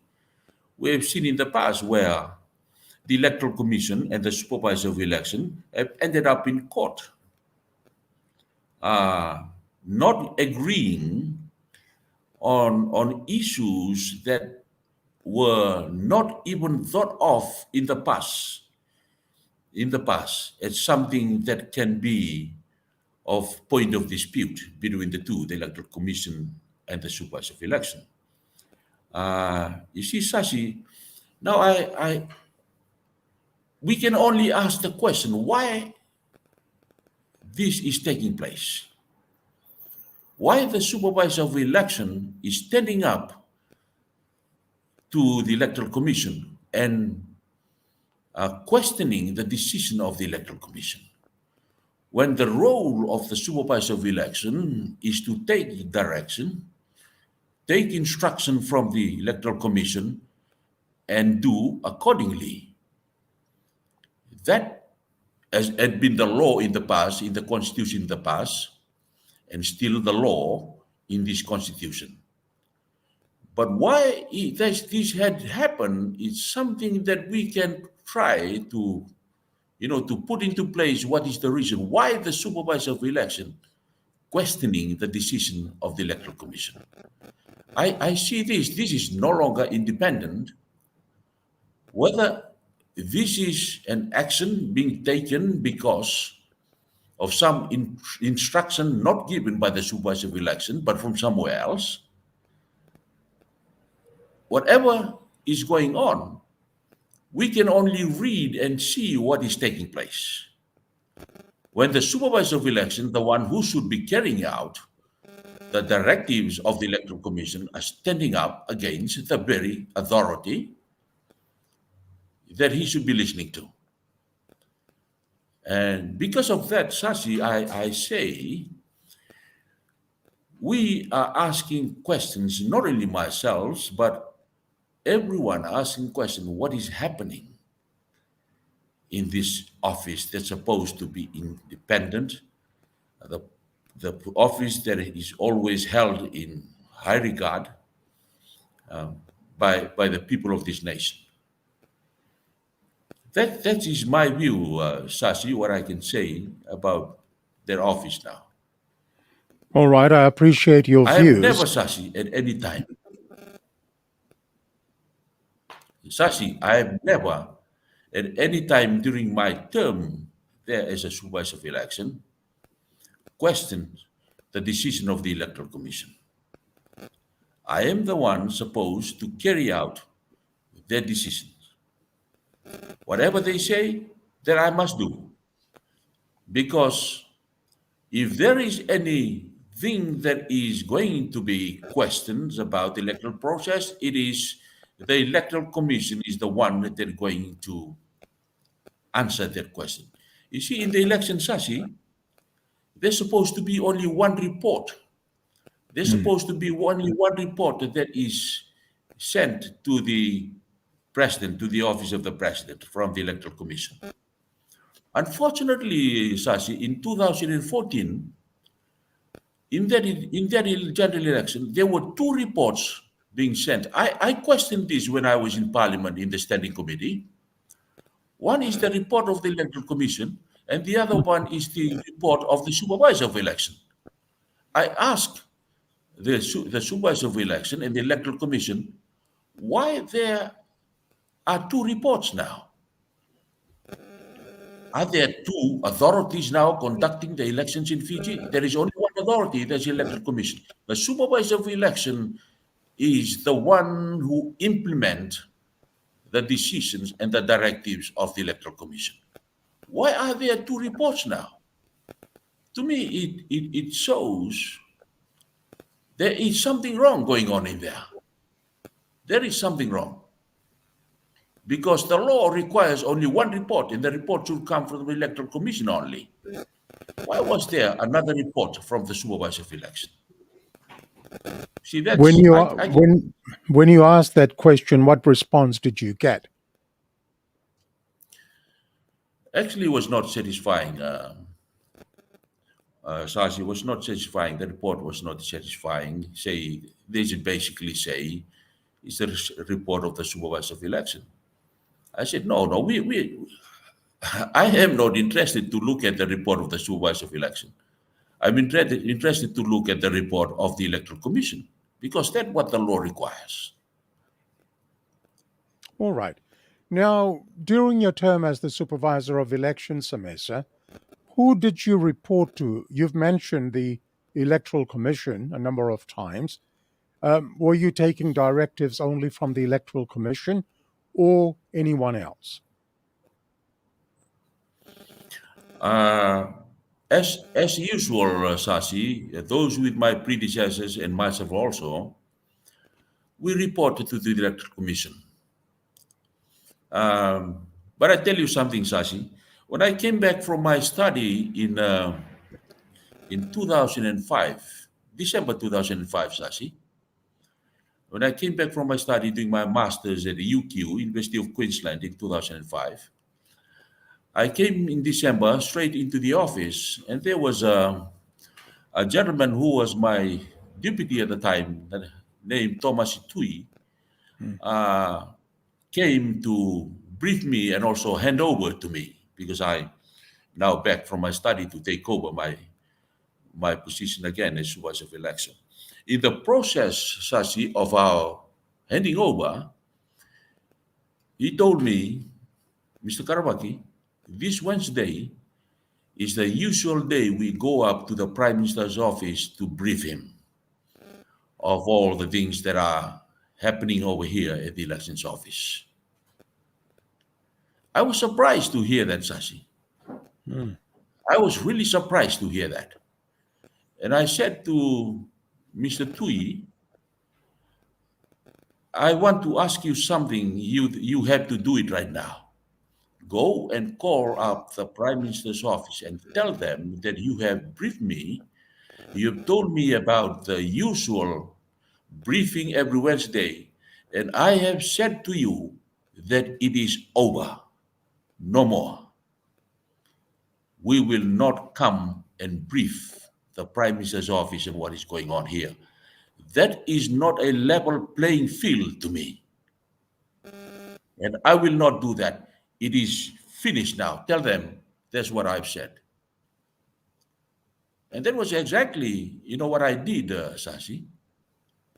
The Prime Minister's office belongs to the Prime Minister, who is the leader of a political party. Why should I be briefing the Prime Minister without the other political parties having privy to our discussion? That is not a level playing field.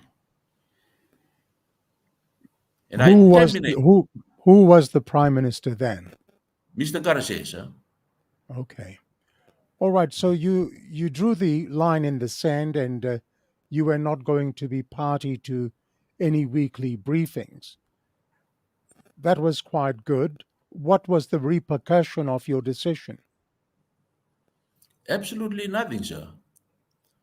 Absolutely nothing. I think they could see that that was the right thing to do. I explained to them, if I have to disclose or to advise a political party, all political parties must receive the same advice. That is the level playing field I'm talking about, Sasi. All right, Semesa, talking about the level playing field, let's discuss the current office of the Supervisor of Elections. Do you have confidence in the current office of the Supervisor of Elections? Unfortunately, Sasi, I don't. Unfortunately, I don't. Why is that? Exactly that. I don't see a level playing field, Sasi. I don't see a level playing field. I would expect the Office of the Supervisor of Elections and the Electoral Commission to call all the political parties and brief them on what is happening at the elections office, including the IT services over there. What are the kind of IT services that are being given to the elections office, whether they are local or whether they are overseas recruited, that are giving IT services to the elections office. And also, Sashi, this is the kind of thing that I'm talking about, the level playing field and transparency. Without that transparency and level playing field, there'll always be a questions, there'll always be a doubt and a lack of confidence in the performance or in the carrying out of the role of that office. And I think the Electoral Commission and the Supervisor of Elections, they have a lot to do in this area of ensuring there's absolute level playing field and absolute transparency in the conduct of the process of election. I remember the time when you were the Supervisor of Elections, and as you have said this afternoon, you took directions from the Electoral Commission. Current situation is such that there seems to be a lot of interaction between the Office of the Supervisor of Election and the Minister for Elections, or vice versa. Now, do you see any conflict of interest in the Minister for Elections being the General Secretary of the Fiji First political party, having such close relationships or giving directives to the Office of the Supervisor of Elections? As I've discussed, as I've already mentioned, Sasi, what I did when I returned from my study, I did not agree to a weekly briefing to be given to the Prime Minister. He was the minister responsible for election then, and he was a leader of a political party. Likewise, in the present Minister of Election, he's also the General Secretary of a political party. I would not put myself in that position, to continue to brief him.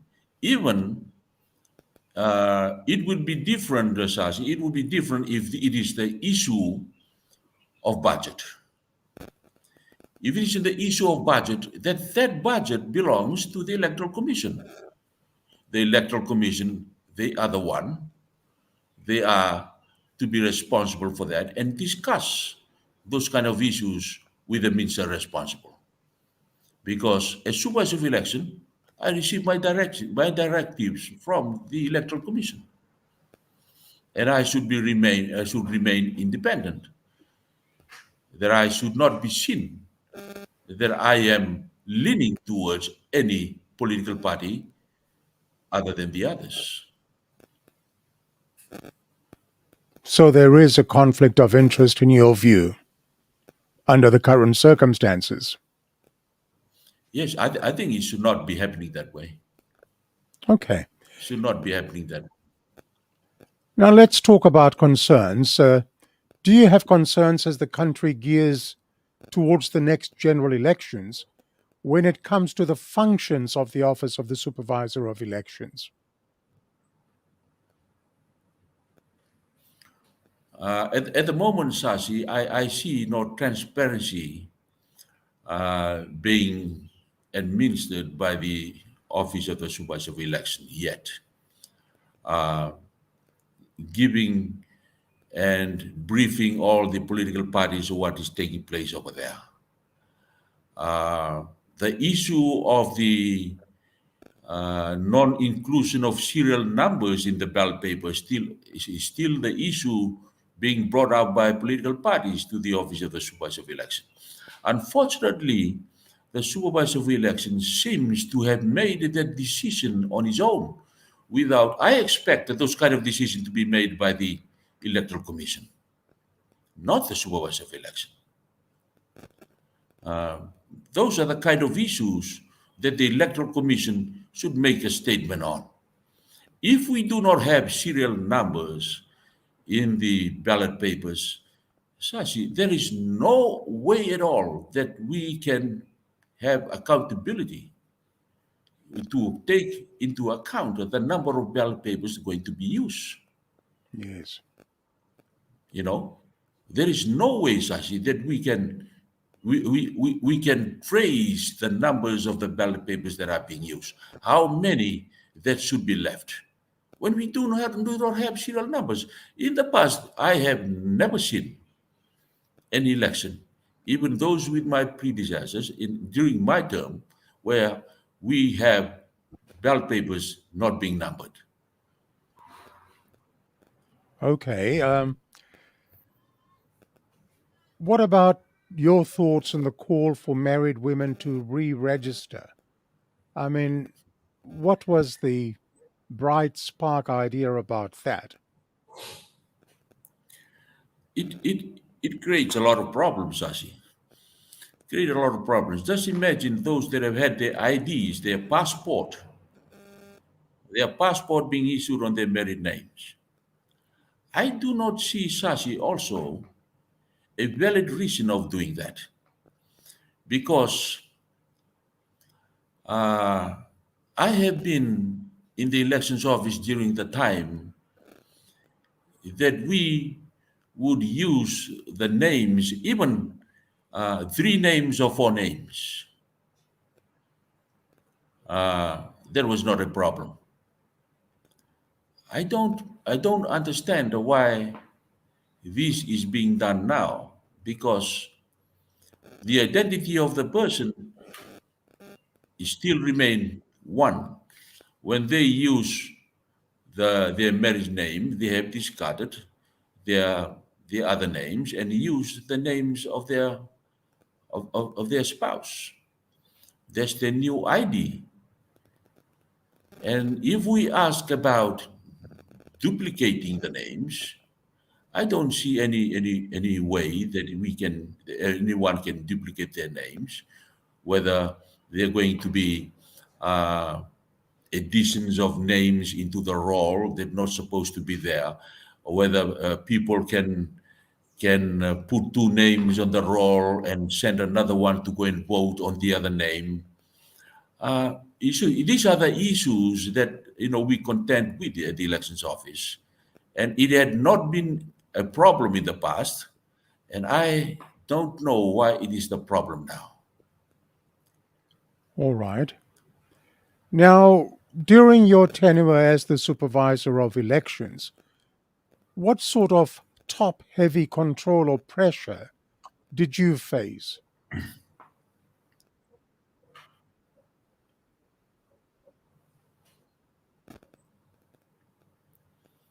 From political parties?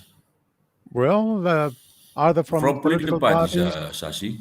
from political parties, or from the Electoral I, Commission, or from I a was minister? grateful.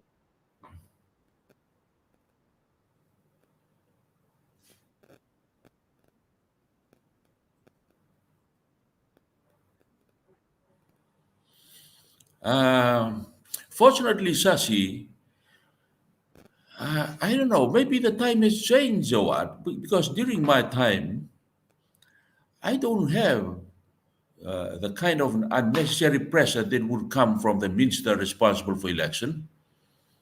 I did not go through that at all. Uh, the only challenge that I always face during my time is from political parties. And I appreciate, Sashi, the leader of the Fiji Labour Party. I appreciate the leader of the Fiji Labour Party. The leader of the Fiji Labour Party, Sashi, will always be on top of all the issues.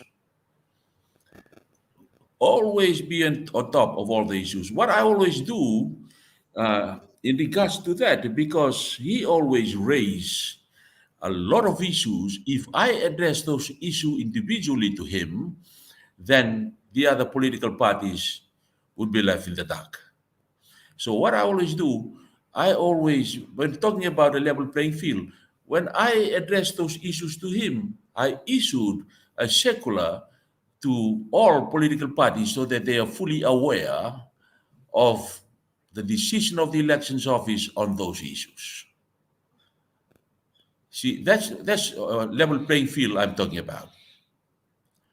I don't only, or I did not only address my reply to him, but I also issue a circular on those issues, addressing those issues to all other political parties so that they are all aware of the elections office positions in relation to those issues.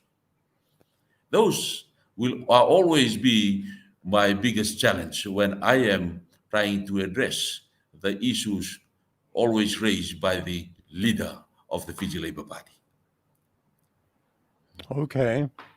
Now, Semesa, as you are aware, the Attorney General, who is also the Secretary of the Fiji First Party, has in recent weeks made a number of complaints against individuals and political parties. What are your views on the complaints to the Supervisor of Elections office by the AG? Unfortunately, I don't agree with how the Supervisor of Election had handled those complaints. I only read in the paper how he had recently replied to the complaints by the uh, People's by the Alliance and People Alliance NFP? part, the People Alliance and NFP's complaints.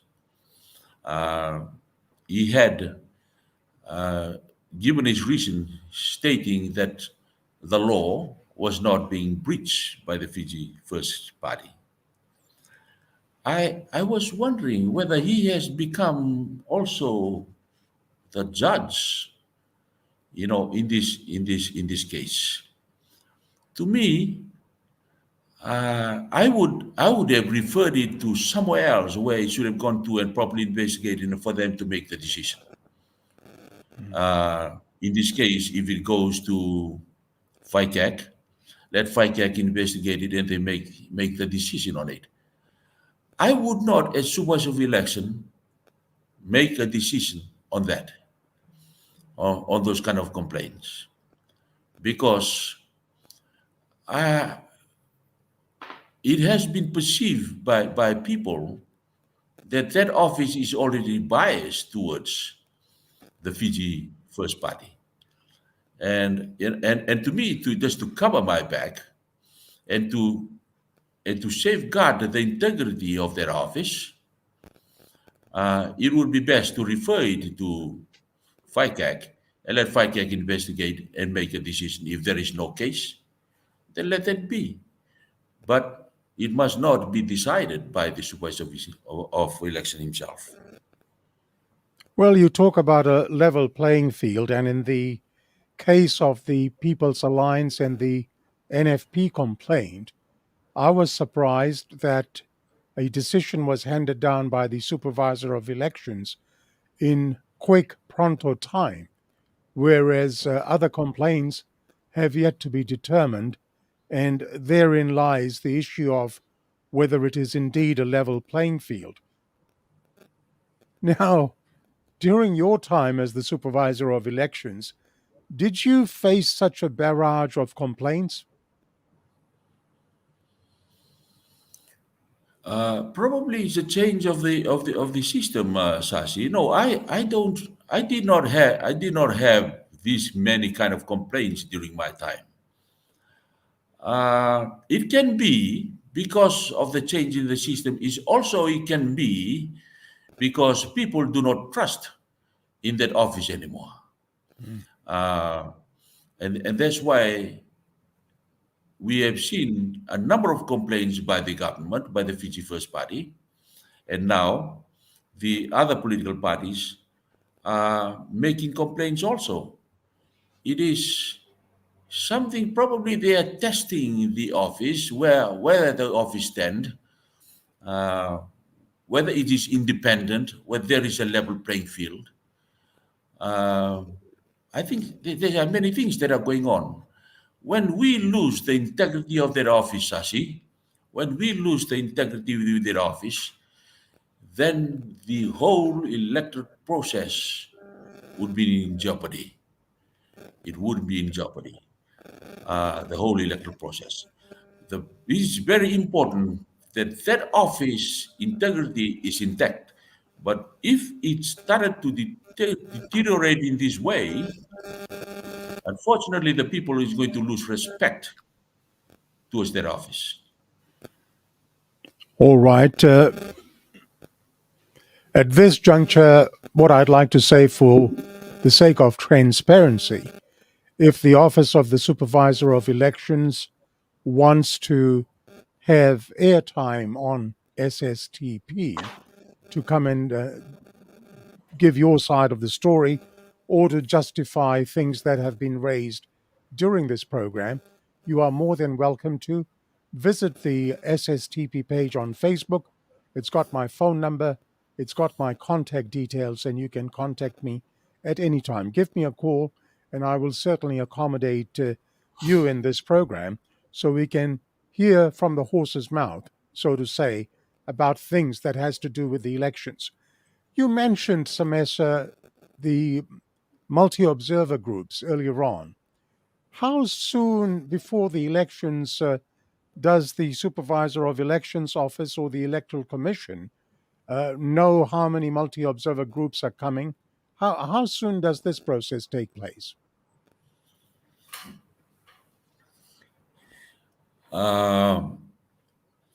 It should be at least, a few months before the election takes place. The office should have received interest. Even the government itself is the one who invites, who set out invitees, invitation to those that would like to come and observe the election. It is always the role of the government, to do that. But at least, months before that, because there are quite a number of steps that needs to be taken. There are terms of reference, the other issues, that they are there to take care of before they actually arrive. So it should be a number of months before the election takes place. All right, now, those individuals who come as part of the multinational observer groups, do they really perform a function as independent observers, or are they on a junket, so to say? They are, after all, invitees of the government. What is the perception? What is the reality? Most of the people who comes for observers duties, see, they probably at the same time is also a good time to visit Fiji and look at the things that Fiji offers. Uh, Most of them, they just look at the conduct of the poll. They travel to certain areas to go and look at as a sample of what is taking place. They go to rural areas, urban centers, just look at what's taking place. When it's peaceful, they say everything is free. No one being impeded from going to the poll to cast their votes. Everything was peaceful. It's always the case here in Fiji. Probably they would be referring to some kind of countries where maybe like PNG. We just finished the elections in PNG. There's quite a number of violence that took place in PNG. But in Fiji, it's always peaceful, and I think always be a good time for the observers to come to Fiji and observe the poll in Fiji, because always peaceful. Um, they don't see the details of the things that the political parties here in Fiji would like them to look at and report on. Uh, I think the report always lack in that respect, in the details of the things that are taking place, before they can conclude in saying that the election was free and fair. Yeah, Doesn't it doesn't surprise me if the terms of reference is set out by the government of the day? What do you say? that's right. That's right. Understandably, that would be the case. That would be the case if it's set out by the government. I think this is the kind of thing that the Electoral Commission should look at, because it is only not only the observers group, it is also the Electoral Commission. They are the ones required to submit the report also, and the the declaration of a elections in Fiji that is free and fair. Those are the standards that the Electoral Commission is measuring itself up to. And I believe that that should be set by the Electoral Commission and not by the government, as you have said. All right. Just before we leave the office of the Supervisor of Elections, you mentioned a little while ago about wanting to determine, or rather, you said that the office of the Supervisor of Election should get all political parties together to discuss issues such as the IT that they have in place. Why can't political parties or the heads of the political parties get together and put a joint submission to the Supervisor of Elections and ask these pertinent questions on behalf of the people they represent? That's a very important point, Sasi. I think at this time, the political parties should not wait for the elections office to take the first step. They should be the one to take the first step, and to make sure they understand absolutely everything that is taking place in their office in terms of IT, because that is very important when it comes to counting of votes. They should understand whether they are also whether it's also necessary for them, for their agents to be also present where the final tally in the count center is compiled. These are the kind of issues that political parties should take up now. Uh, Look at the functions of the IT people, the resources at the office.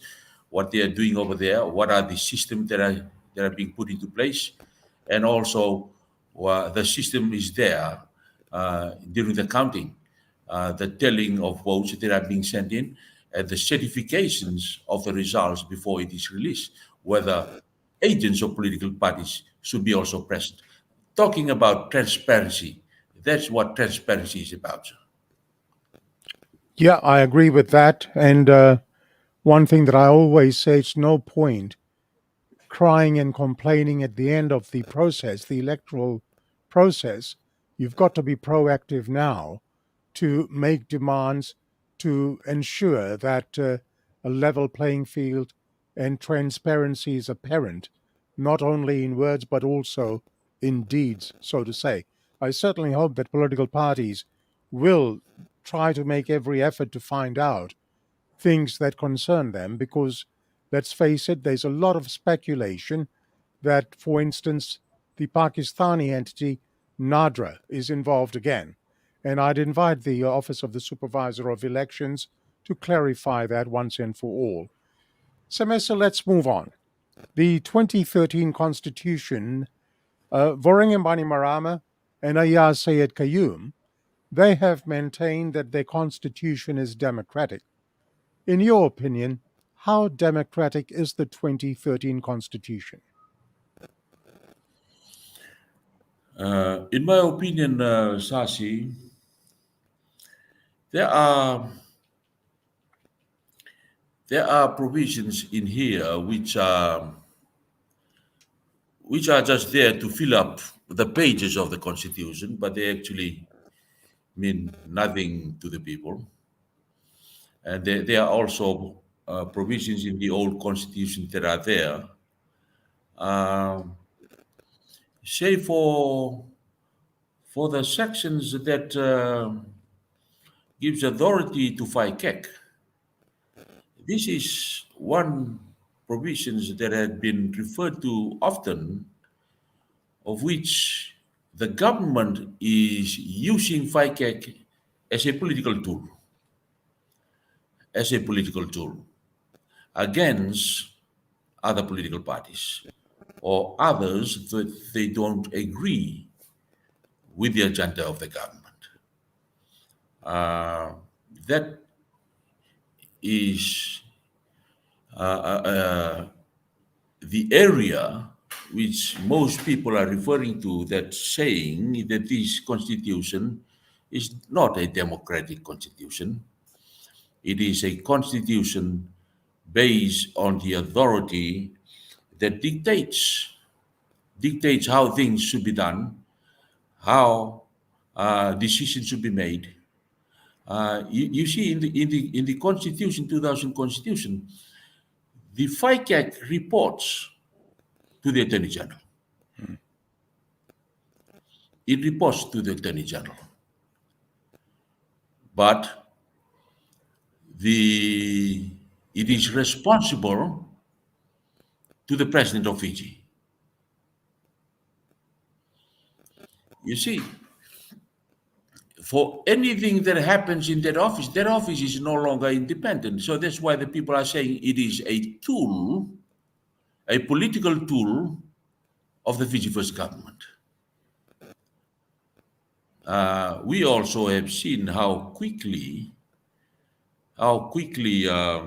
FICAC would go after a political opponent when there is a complaint. Rabuka, when he was with Sodelpa, he was in Bonolebu, then he was told to leave Bonolebu as soon as possible to come over because there is an investigation taking place against him. Even Nikuna Waikula was in Nandi. But we don't hear FICAC taking action similar to this against members of the government, although there were also complaints being filed with FICAC against members of the government.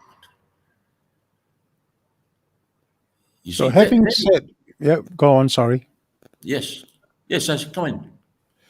Having said what you have just said, and other guests have also said that then it just stands to reason that if FICAC reports to the Attorney General and there's an open door office in the Attorney General's office, then FICAC can be also seen as doing the bidding for the Attorney General in terms of going after detractors of the Fiji First government. Would that be a true assumption on my part? Absolutely, Sashi. You know, I was briefed by one of the investigators at the FICAC office. I will not mention names, Sashi. Yes. This particular investigator was on his way to the then Minister of Health at the time. Minister of Health at the time was Dr.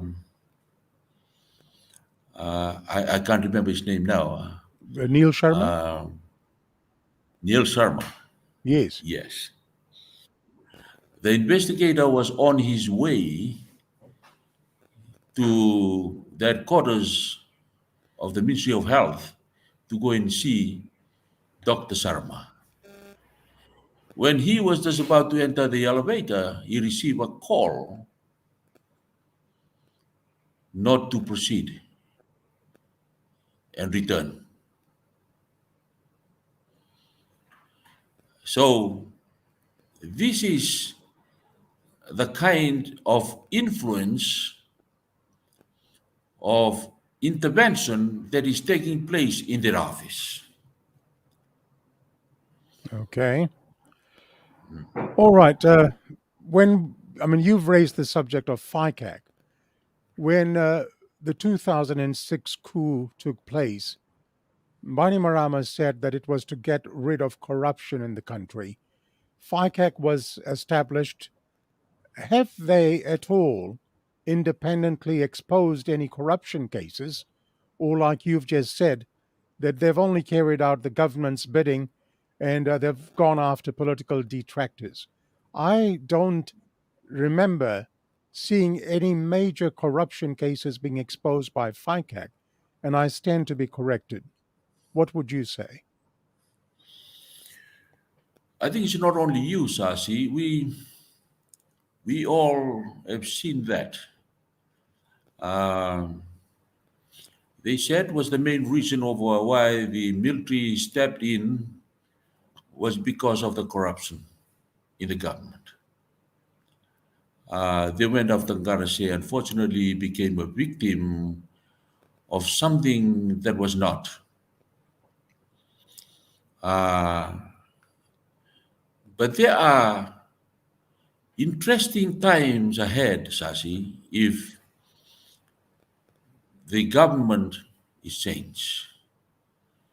Whether in comparison to the time before the military government came in and to now, is to see the extent of corruption that is there now. I'm saying it will be interesting in the time ahead to see the extent of corruption there is now compared to the time when the military government stepped in 2006. All right. Well, that is something for the future. Semesa, as you know, in any good constitution, people's freedoms are not only printed in the constitution, but enshrined as a democratic right of the people. Given Fiji's current scenario, is the concept of freedom of speech, freedom to assemble for peaceful protests, is it a reality or is it a farce in the Fiji context right now? I think the latter, Sasi. Mm-hmm. I agree with the latter. Okay. A few laws that were put into place to actually prevent freedom of assembly, peaceful assembly against the government. And now you see it's very difficult for any organization in order to apply for a permit to march or to protest against the government, it always be declined, always be declined. So there is no freedom of assembly because they will say, no, it's there in the Constitution, freedom of assembly. But we are watching, we are not that, what shall I say, not to understand what is going on. When people want to have a freedom of assembly, to have a march or anything like that, they need to apply for a permit. When they apply for the permit is not granted. So there is no freedom of assembly in this country. There are a lot of freedoms are being curtailed, limited.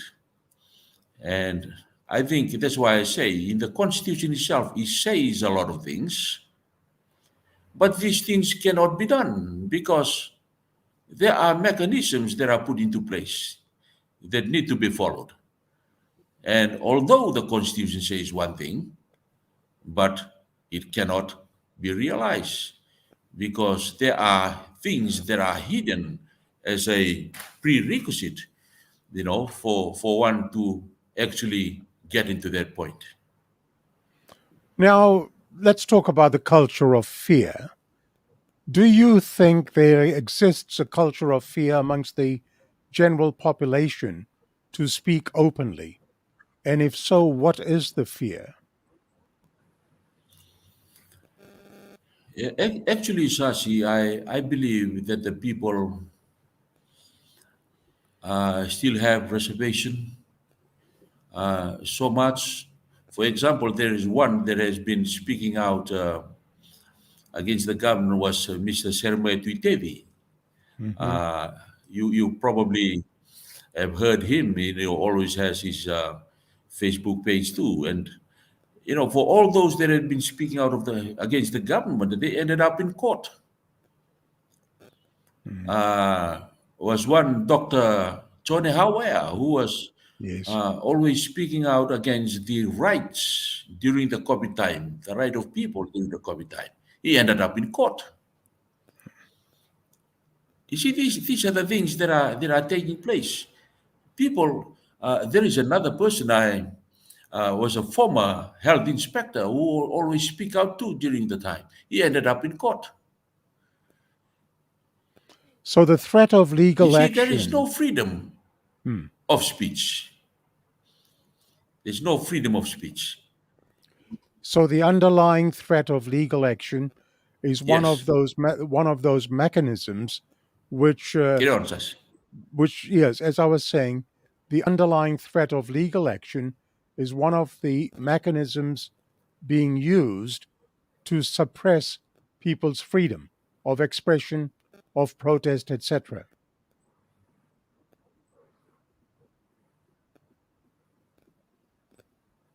Absolutely. Absolutely. I agree with you, Sash. All right. That Yep. has been used um, to prevent people from speaking out freely. Once a person wants to speak out freely, they would think twice about being taken to court. All right. You mentioned at the beginning of the program, you referred to Standing Order 51, which I call the bulldozer effect. I want to touch on parliamentary democracy, whether it's alive or whether it is just a facade.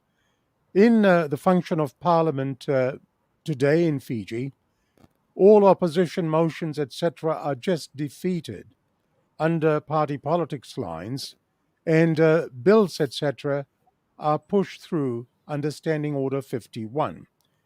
My question to you is, what does this do to parliamentary democracy? It actually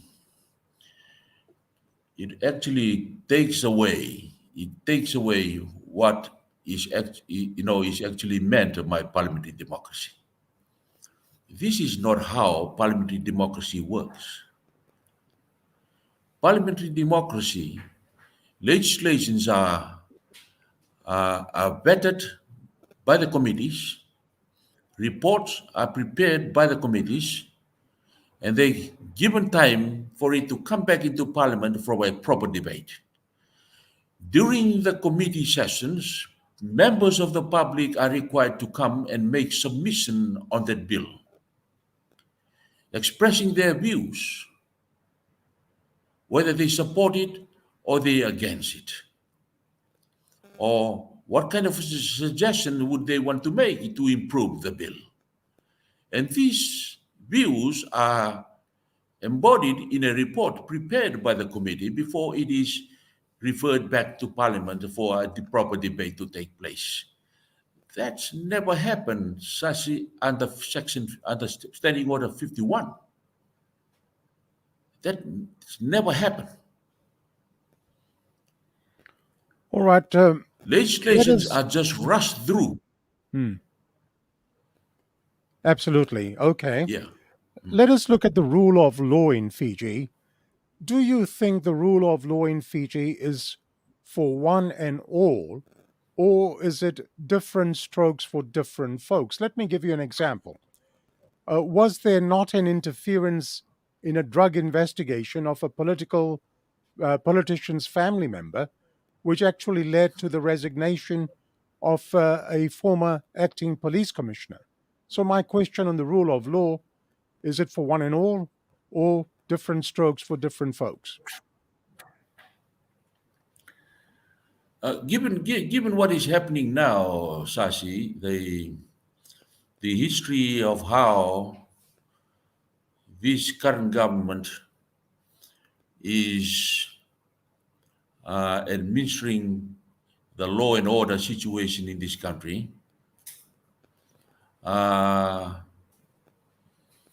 I would say probably, unfortunately, they're not being fairly done according to some people. I'm thinking about what happened to the head of the University of the South Pacific. I was just coming to that. Okay, yeah. Okay, keep going. And many others, we see the treatment should not have been in the way they were administered. There are a lot to be decided in how the law and order are being administered in this country. And I think such is very important, to be in a position where you have authority, but we will not always be in that position of authority, Sashi. We will not always. There will come a time when it is going to end. If there is anything that we have to do, we must administer, as I have already advocated, righteous and just. You administer whatever you do righteously and justly, because questions will always come back to us after we have left our position. All right. May I just request you move a little to your right, because your face partially is getting cut off. Wonderful. That's excellent. Thank you. You just touched on, and I interrupted you, and my apologies for that, on the It's okay. USP Vice Chancellor. In terms of the University of the South Pacific saga of Vice Chancellor Professor Ahluwalia, firstly, what was Sodelpa's response to that? Sodelpa did not agree to what had taken place. The treatment that he was subjected to was unwarranted. Sodelpa categorically stated that he did not agree to the way that he was treated, and also in the manner that he was taken out of this country. It shows a breakdown in communication, a breakdown in the actual applications of the law, and a breakdown in the way the decisions are being made. So that's Sodelpa situation to that, what happened to Vice Chancellor Pal. Okay. Now, again, in the same university saga, USB saga, the USB Council has on 3 or I believe 4 occasions cleared Professor Pala Lualia in terms of investigations that have been carried out. Having done that in a transparent manner, what do you think is the agenda at play for the Fiji First government to hold back some $70 million odd in grants for the university, which is not only affecting Fijian students, but also affecting the region as well?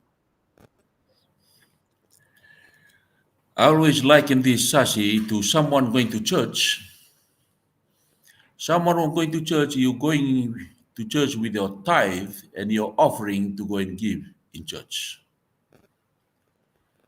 After giving your tithes and your offerings in church, then you wanted the church to spend that money in the way you want it to be.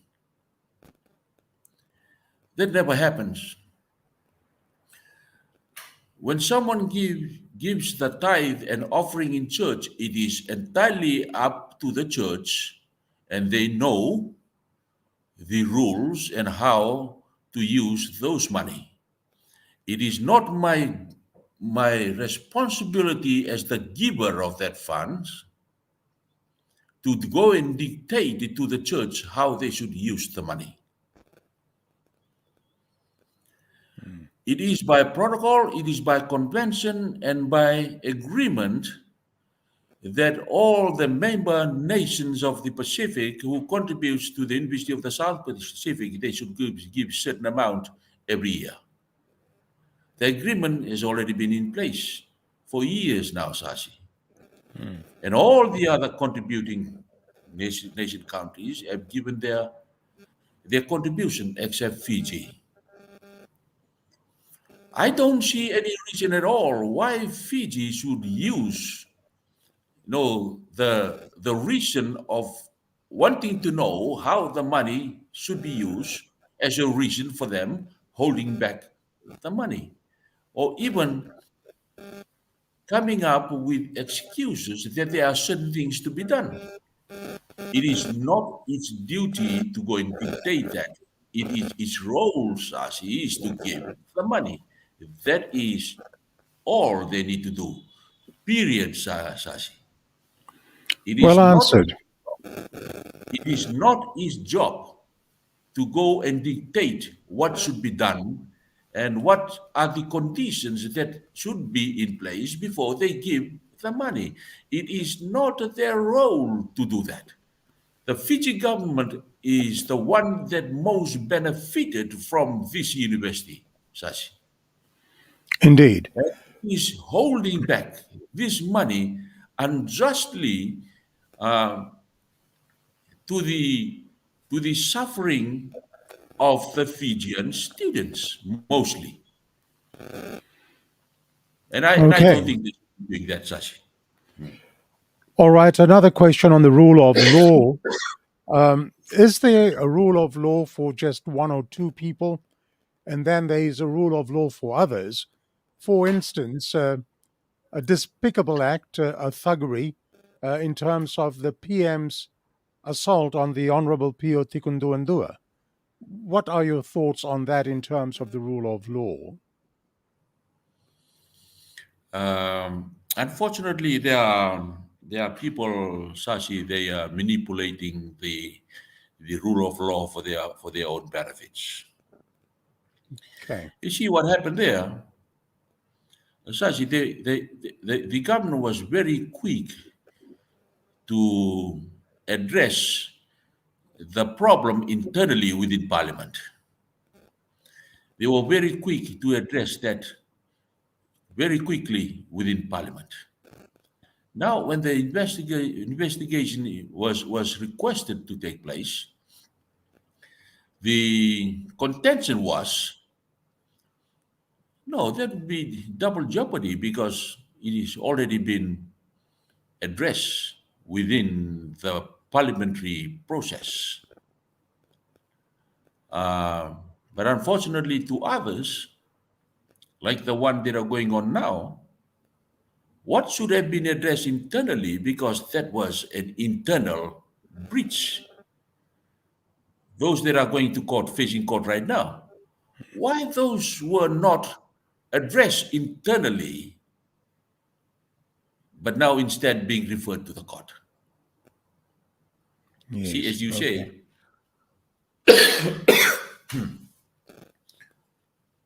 why is the double standard?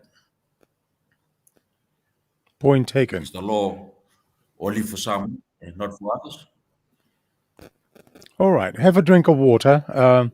You are watching Sashi Singh's Talking Point, and our chief guest today is Mr. Semesa Karavaki, lawyer, former supervisor of elections, former member of parliament, and a provisional candidate for the Sodelpa party. Semesa, let me now raise with you issues that affect the Tokay. As Fiji heads to the next general elections, I believe that a topic for discussion is whether the Great the Great Council of Chiefs should be reinstituted. Now, in the 2014 election manifesto, the Sodelpa party promised to restore the Great Council of Chiefs, and in the 2018 manifesto, it went even further when it said that it would restore the Great Council of Chiefs within 100 days if elected.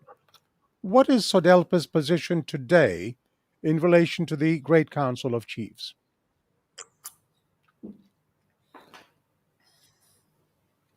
I think, Sashi, we all know the Great Council of Chiefs was put in place because of the governance structure that was there during the colonial days. Mm-hmm. It was necessary to have the Council of Chiefs to help the administration then in terms of the interests of the indigenous people, or the Tokay as we call them now. Sodelpa still look at the Council of Chiefs, still have a prominent part to play in the restructuring of governance in this nation. I think Sodelpa is interested to put into place a structure of governance that would establish and affirm the interests of the Tokay. Because, as I've said, it believes in righteousness and justice. They are the only platform to peace and prosperity.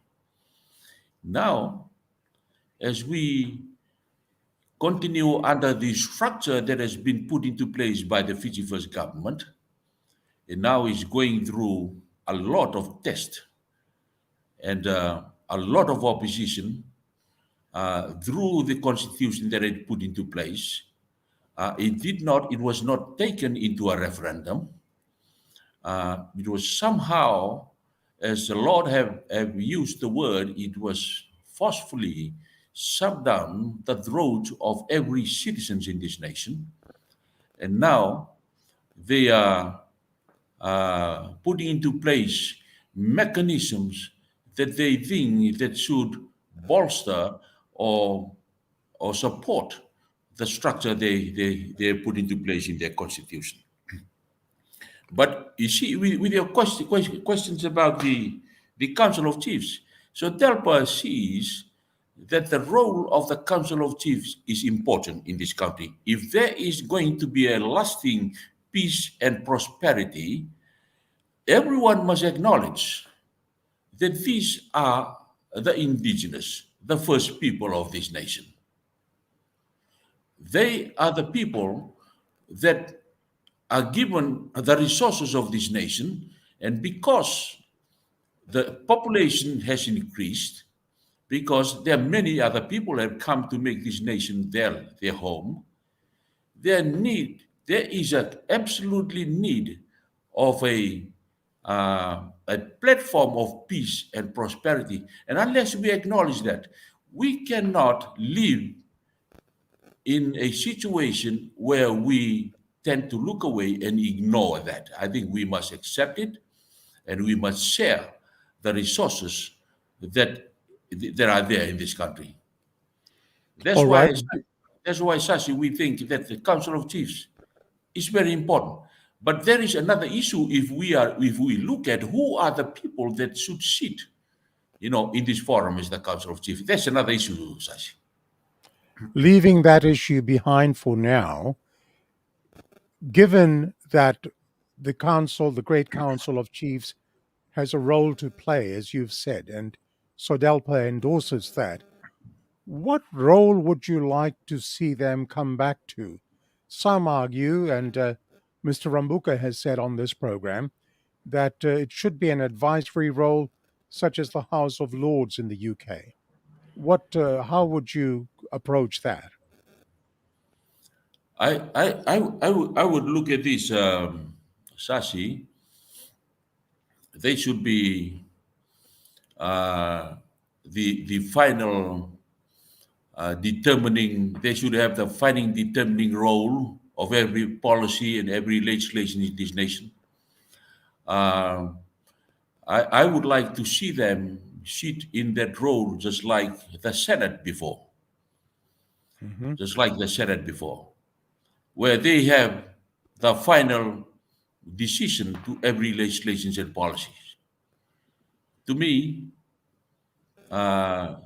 is not only advisory role, but very active in the finalizations of every decision that is made in the lower house. All right, we'll just have to wait and see, because if there's a change in government, only then will the Great Council of Chiefs be a factor in discussions of the new government, that I'm sure of. Moving on, Semesa, again in the 2014 manifesto of the Sodelpa party, the party promised to reduce poverty for one measure, and also to revive the Ngolingoli Bill. Now, when Bainimarama carried out his coup in 2006, he more or less immediately dismantled all controversial proposed bills, such as the Ngolingoli Bill. What view does Sodelpa hold today when it comes to the Ngolingoli Bill and other bills which became quite controversial then? So Sodelpa is still holding on to the same policies, Sashi. The Ngolingoli is just like the land. The land was surveyed and land allocated to various Matangali and Toka and Ebusa. So likewise, the survey of the Ngolingoli too is already been made. Allocations to which Ebusa, to who owns the Ngolingoli, is already there. It's just a matter of vesting it by law that is left. So I really don't see why the controversy, Sashi, why the controversy over the Ngolingoli when there was no controversy over the allocation or determination of land. When there was no controversy in the determination of land. Why so much controversy in the Ngolingoli? It is the same resources used by the first people of this nation. Work had been done for the survey of their boundaries. The only thing that is left is the vesting of ownership to those that already been identified as owners of those Ngolingoli areas. That's the only thing that was left. That was the only thing that the government did not return to the people when the Queen returned the land and the Golingoli ownership back to the chiefs. Unfortunately, it did not go as far as it should be to the chiefs. It was received by the government, and the government has already done according to the land at the survey and vested the ownership to who are the owners of the land, but had not done to what the Golingoli, it should be. And that's why it is still left in this situation. The only thing is left, Sashi, is to prepare the law. That was the Golingoli bill that was all about. It's just to vest the ownership onto those that have been identified as the rightful owner of those Golingoli areas. And we All still right. hold on to that. Well described. In fact, great observation on your part, which I haven't heard explained in detail. Maybe we can revisit this if there is a change of government. That would be an opportune time Yes, to right. discuss these bills. Now, Semesa, the Sodelpa Party in its 2018 manifesto campaigned on a platform to consider restoring the 1997 constitution and also to consider changing the electoral system to restore communal constituencies. Does the party therefore subscribe to an ethno-nationalist approach?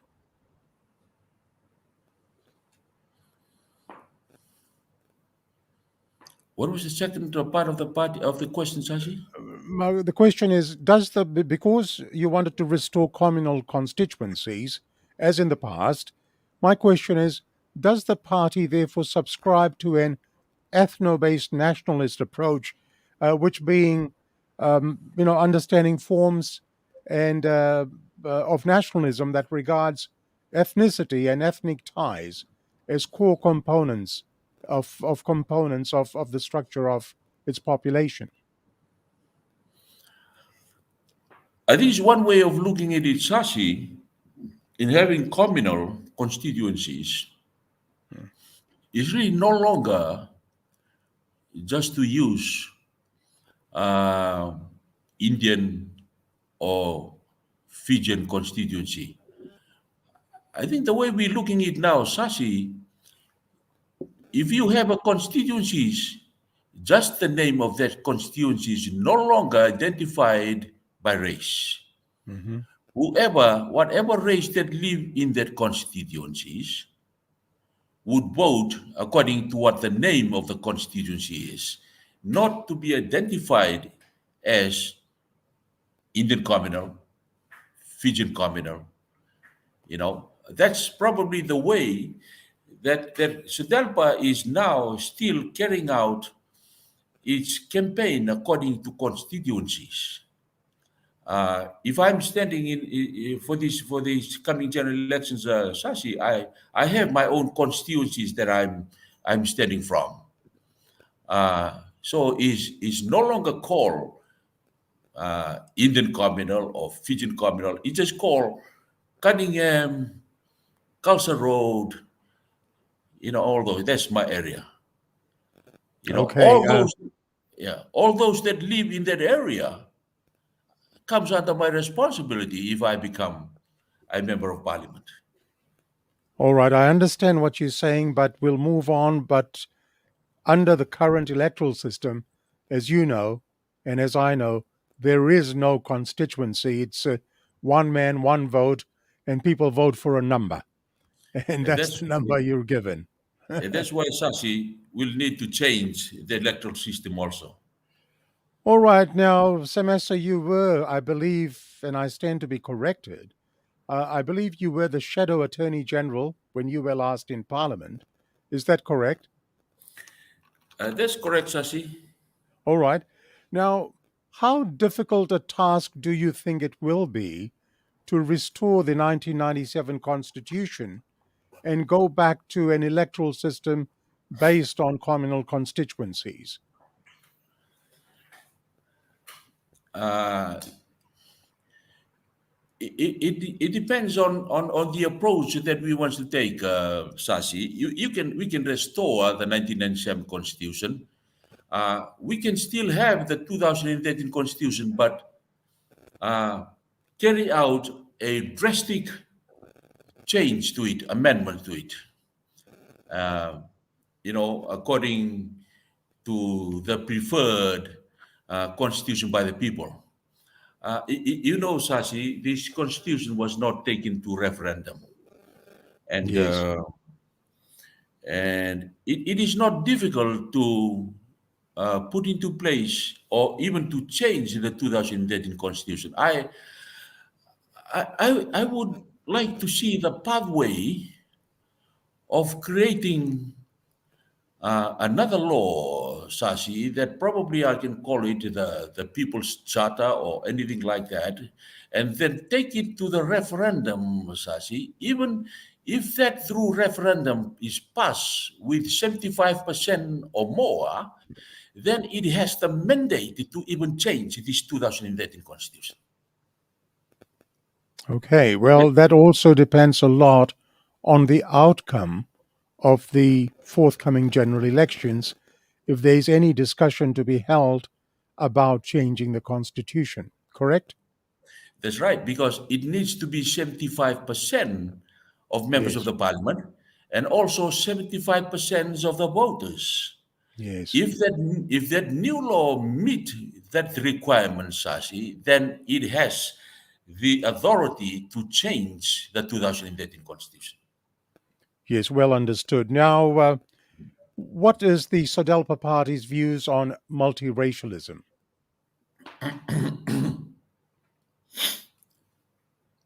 We embrace that. We believe our former leader, Garce, embraced that. Unfortunately, there were some leaders then who they did not agree with certain things. That's why it did not really happen at that time. But we embrace that, Sasi, multiracialism. We embrace loving each other. We embrace taking care of each other. That's all what we stand for. We don't look at the Toki race only. We look at others equally. Okay. Now, the Prime Minister's traveling all over the country, going to different provincial councils, telling them how many millions of dollars the Fiji First government has invested in that particular provincial council. Despite that, what do you think are the main issues facing the Ethno today?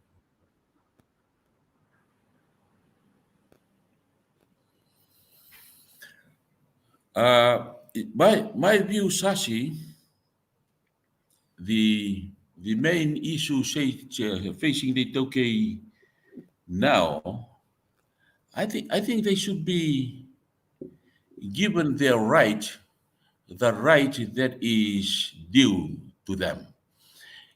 You see, during the colonial days, most of the laws that were made during the colonial days, come into the independent time after independence.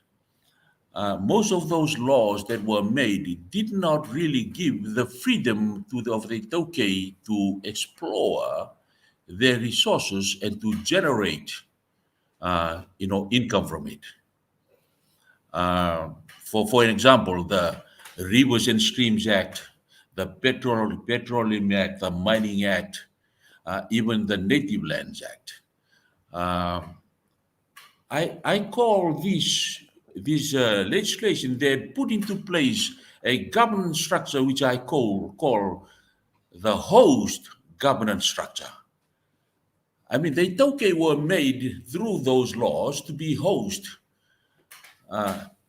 in their country. We have been a very good host to everybody. Sharing the things that we have. But I think this is the challenge to the Toke. It's not the amount of money that the government had given to the people in the provinces, but it is the freedom that they require to be released from the effect of those legislation so that they can generate their own income and not to be dependent on the government as hands out like that. Okay.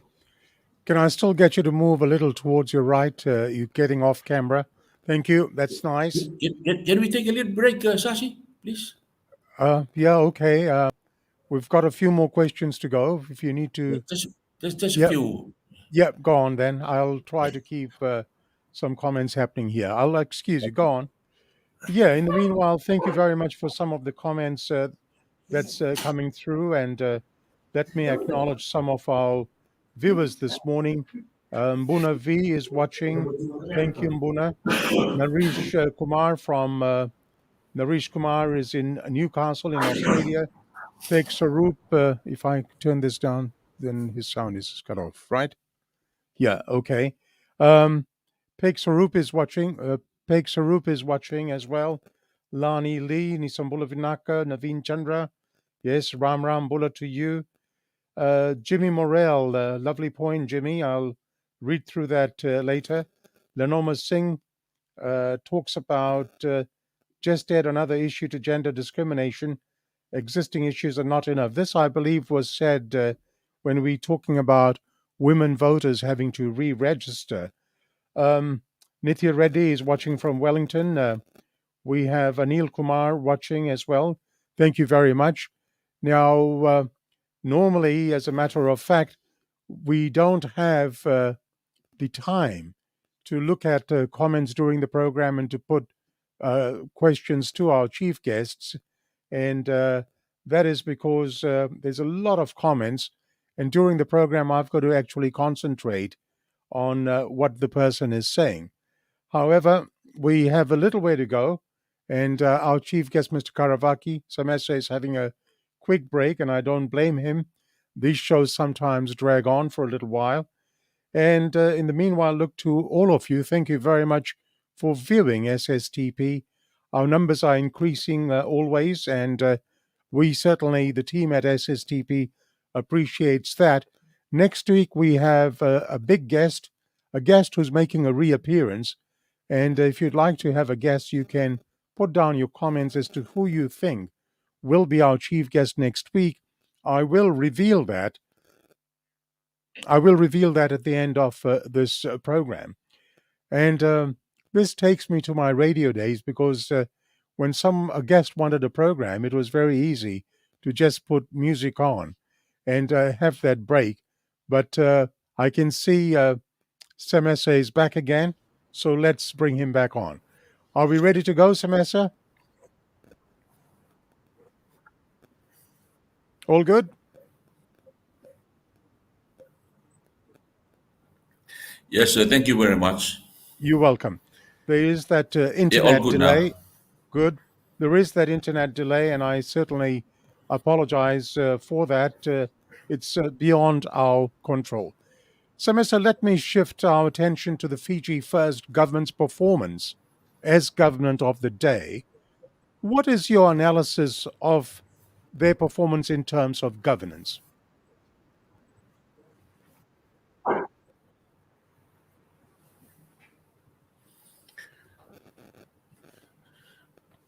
Fair to say, the Fiji First government had brought in some new ideas,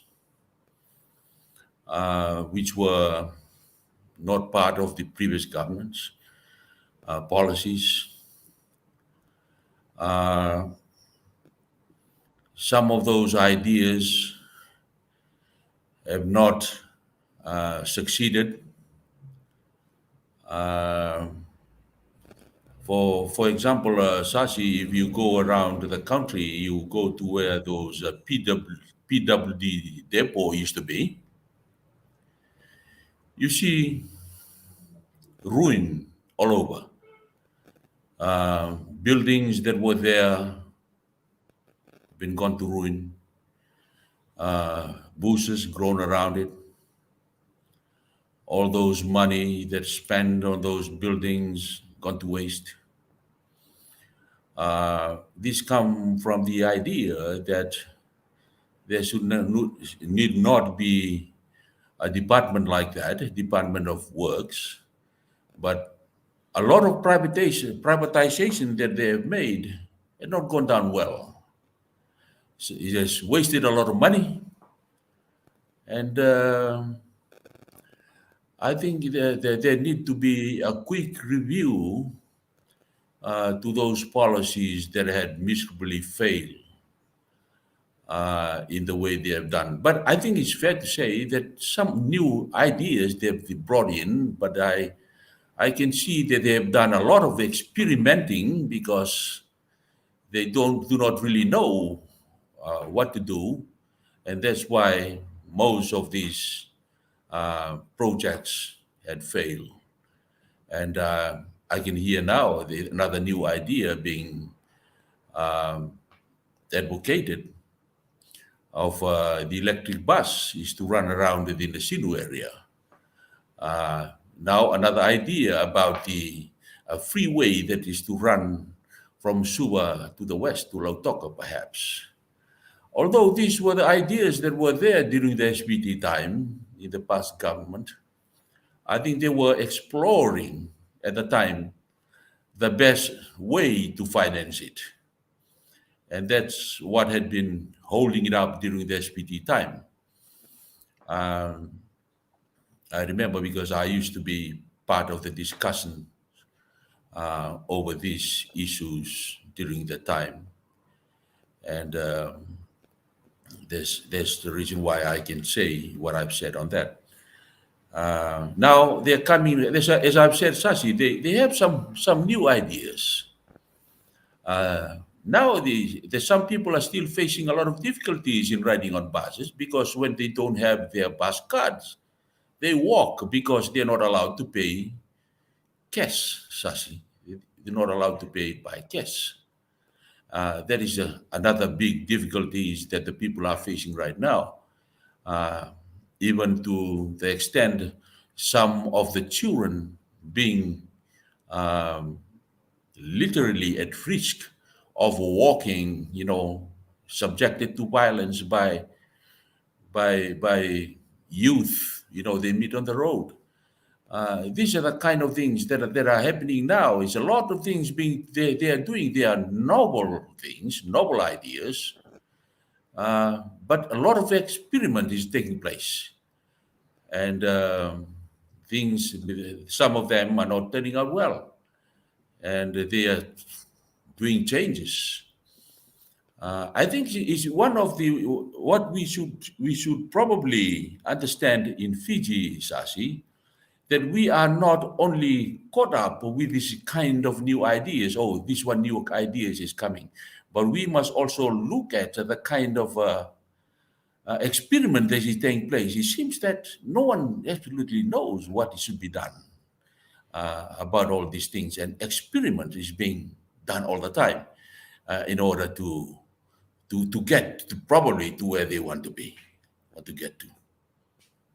All right. It has been revealed recently by the National Federation Party leader, Professor Biman Prasad, that the debt level in 2006 was $3,410 for every Fiji citizen, and that this has now risen to $10,140 for every Fiji citizen in the last 15 years. My question, firstly, do you think the Fiji First government has done a good job of maintaining the economy in the manner in which it has done? My short answer, Sashi, is no.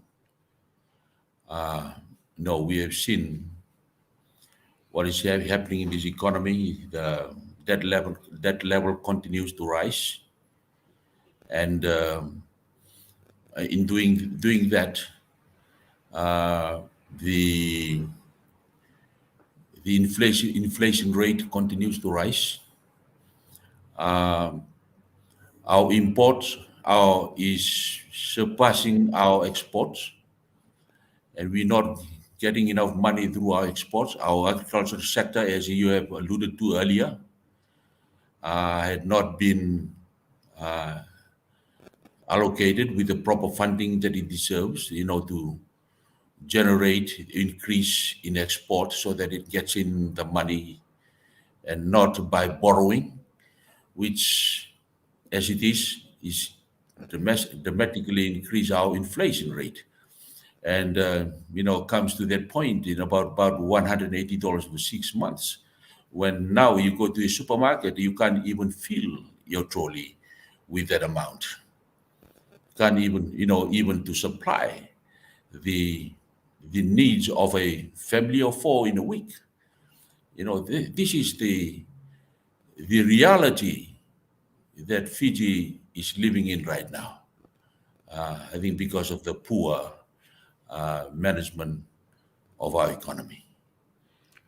Sticking to that same theme, Semesa, does the debt level concern you when it comes to the future generations having to pay these debts? Absolutely, Sashi. Absolutely. The future of our people depends on us here right now.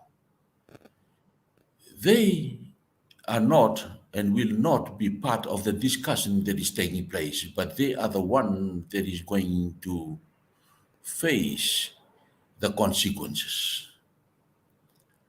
It is unfair and unjust, to generate this kind of things that they have no idea the kind of future that they're going to have, the kind of life, what are they going to go through. It is irresponsible, in a way, for one to do this. I don't think that one would like to do this kind in his own family, set up to generate so much debt that his children would have to live with. I don't think one prudent leader or head of the family would do that. Now, it's so irresponsible if we think we can do it to a nation where many, they are not part of the conversation now. They're not part of the decision making now. And we'll have to live with the consequences as a result. Semesa, in the recent budget announced Friday before last, there was a reference to the Mbula boom. How realistic an outlook is the Mbula boom, considering the volatility of the tourism market, given the uncertainties of COVID-19, and also perceptions of not traveling to Fiji because of elections down the road? As you observe, sometimes when elections are held in certain countries, there are travel advisories for nationals of different countries not to travel. How realistic is this Mbula boom? Sashi, there are too many boom. There are too many boom. I remember, Sashi, when I was in Parliament, there was a Bani Marama boom. There was a Bani Marama boom. Eh? And what Now, happened? What happened to that boom? kaput. It's kaput, Sashi. That was the final destiny of that boom. Now, we have the Mbula boom. As you said, I totally agree, Sashi. The tourism sector is very volatile. The expensive cost of visiting Fiji compared with other tourist destinations, Sashi, as in Bali, in other countries, people are not choosing to come to Fiji because it's so expensive. And we are now categorize it as a Mbula boom. I don't know, Sashi, whether how that will turn out to be, but absolutely, we just have to see what will happen. Sometimes we talk about the big things because the ear wants to hear the kind of word boom. But there is no boom, Sashi. There is no boom. I remember that's what is always written on a detergent, the washing powder thing. Boom. Eh? When you wash the clothes. When you wash the clothes, probably that's the kind that we need is to wash out the dirt. And then we can see the boom. All right, well, let's just hope that the boom doesn't become a bomb. Do you think, Semesa, that the emphasis on tourism is an over-reliance or a pragmatic approach by the government? I think it's in over-reliance, Sashi. Well, tourism will always be subjected to a lot of factors. I believe what the government should have done is to divert its investment into the agro sector, with the location of our nation, Fiji, subjected to cyclones. We have cyclone seasons in every year. It's probably over-reliance. To me, it's over-reliance, Sashi, because there are a lot of unknown factors that affect it. Semesa, let me now shift the focus to media freedom. Given the situation as it prevails in Fiji, Fiji's use of legislation to criminalize the work of journalists who publicize contrary to public or national interest is a term that is poorly defined according to Reporters Without Borders in its 2022 Press Freedom Index. Let me also tell you that Fiji has dropped 47 places on the 2022 Press Freedom Index from 55 in 2021 to 102 in 2022. The organization says journalists in Fiji continue to face the threat of heavy fines or imprisonment for publishing material, quote, contrary to public or national interest, end of quote, a term that is poorly defined in law, they say. The report says, against this backdrop, many journalists must think twice before publishing content critical of the authorities. Semesa, given this damning summary by Reporters Without Borders, how free is the media in Fiji to report without fear of recrimination?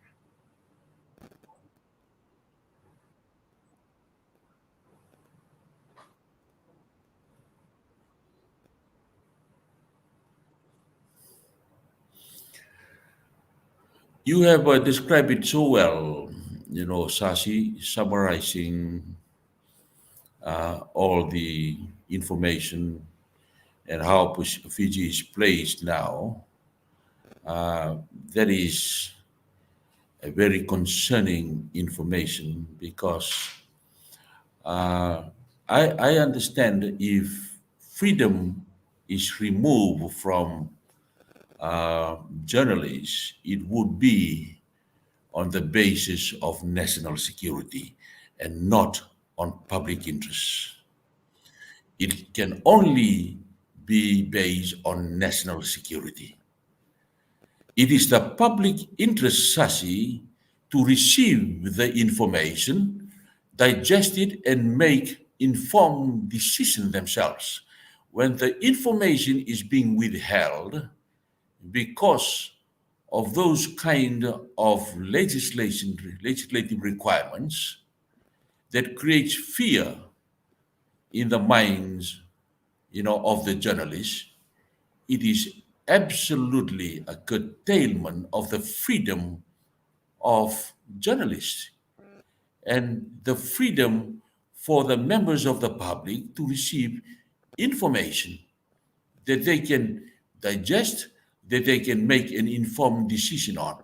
Now, it is like Sashi, that the government is trying to determine themselves what kind of information that the members of that the citizens of this country should receive, and what kind of information they should use in order to make a decision in whatever issue that they are considering. This is very concerning, Sashi. We are going towards what always happened only in socialist countries.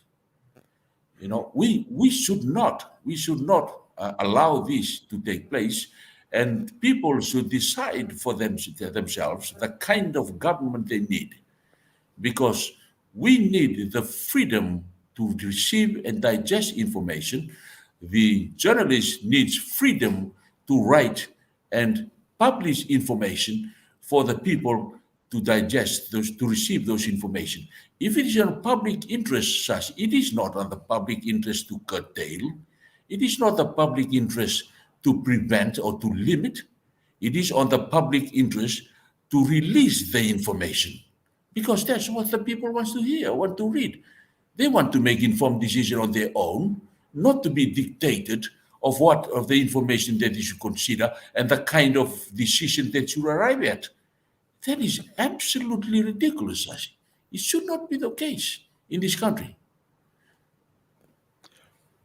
I take your point. Now, just this week, the Prime Minister attacked the Fiji Times and Communications Fiji Limited. Do you think it augurs well for a Prime Minister of a country to express such thoughts about media organizations? What are your views?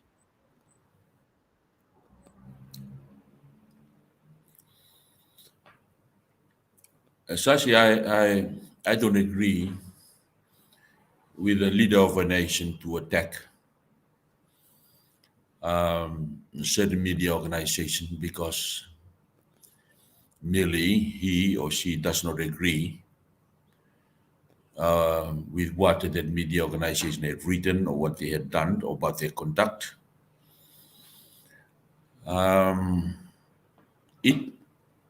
It begs questions in the minds of the people. We are in the election year right now. I think in all the things that are taking place now, the people need to know, Sashi, need to see what's happening, because it is the people who are going to decide who is going to be the leader of this country. And I don't agree with that. The integrity of our leaders should be such that is unquestionable in their conduct. In whatever they do is unquestionable, their integrity. Unfortunately, if the people are asking questions about that, we have this year is our election year. Fiji will have to decide who is going to be their prime minister. Yes. All right. I would now like to discuss the forthcoming elections with you. Campaigning has officially started. How do you gauge the electorate? What's the mood in the electorate right now?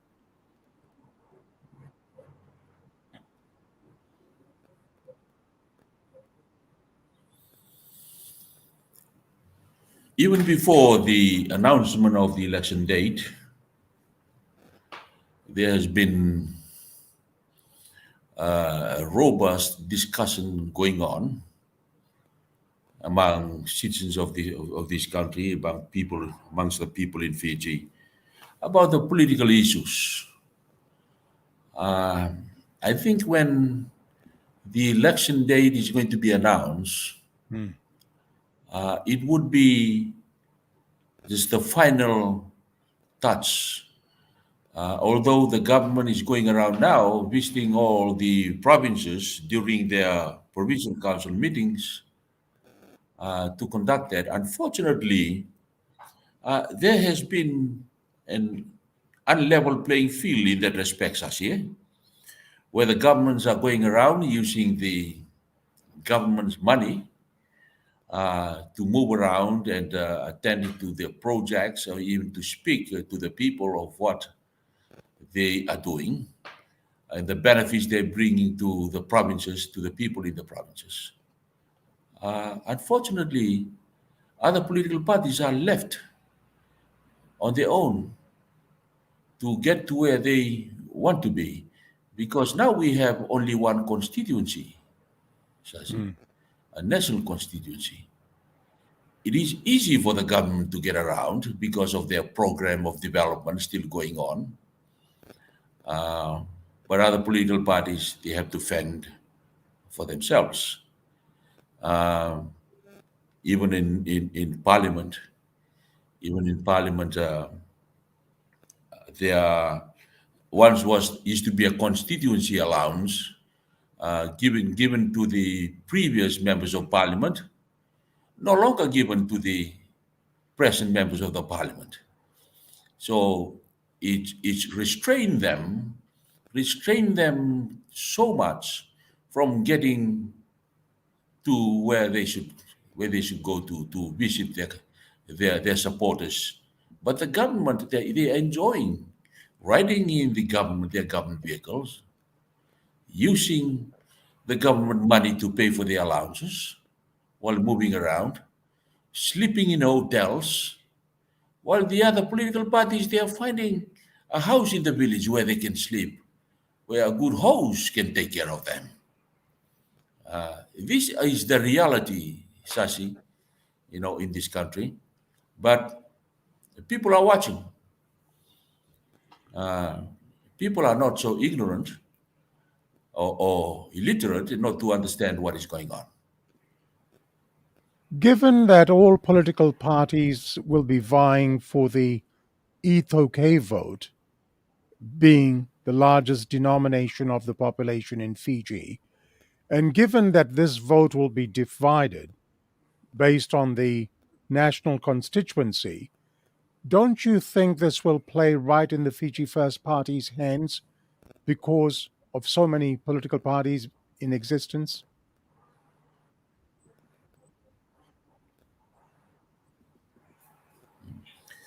It can be, Sashi. On the other hand, it can be like what happened to the SVT government before. When we came down from 32 members in parliament to 8. Yes, You remember that? I do. Once they have 32 members in parliament, when they were defeated, they were left with only 8 members. Eh? Well, it can be both, Sashi. They can benefit, or people can, in rows, abandon them totally. Okay, well, election day is going to tell the result, I'm sure, Semesa. Now, let's look at Sodelpa again. Your party leader, William Ngavoko, has labeled the government's initiative of $1 per child per day as vote buying. He has said that not only is it misdirected, but it is also an insult to the people. What do you say on your party leader's comments?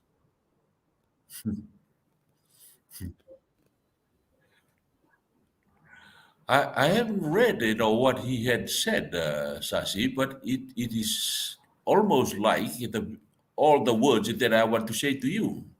Hmm. So I can only say that I totally agree. I totally agree with his statement. It is an insult. We are not so ignorant or illiterate, to be treated this way. Hopefully, the election date comes quickly and the change is to take place. And I believe Sodelpa will be there in government, Sashi. All right. So, what does Sodelpa bring to the election table in 2022?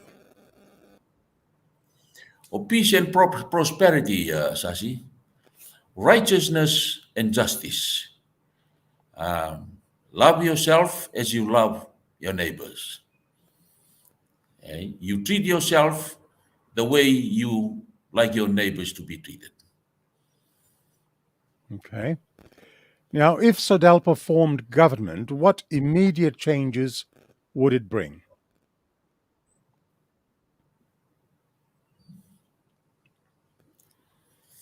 In the immediate changes it will take place,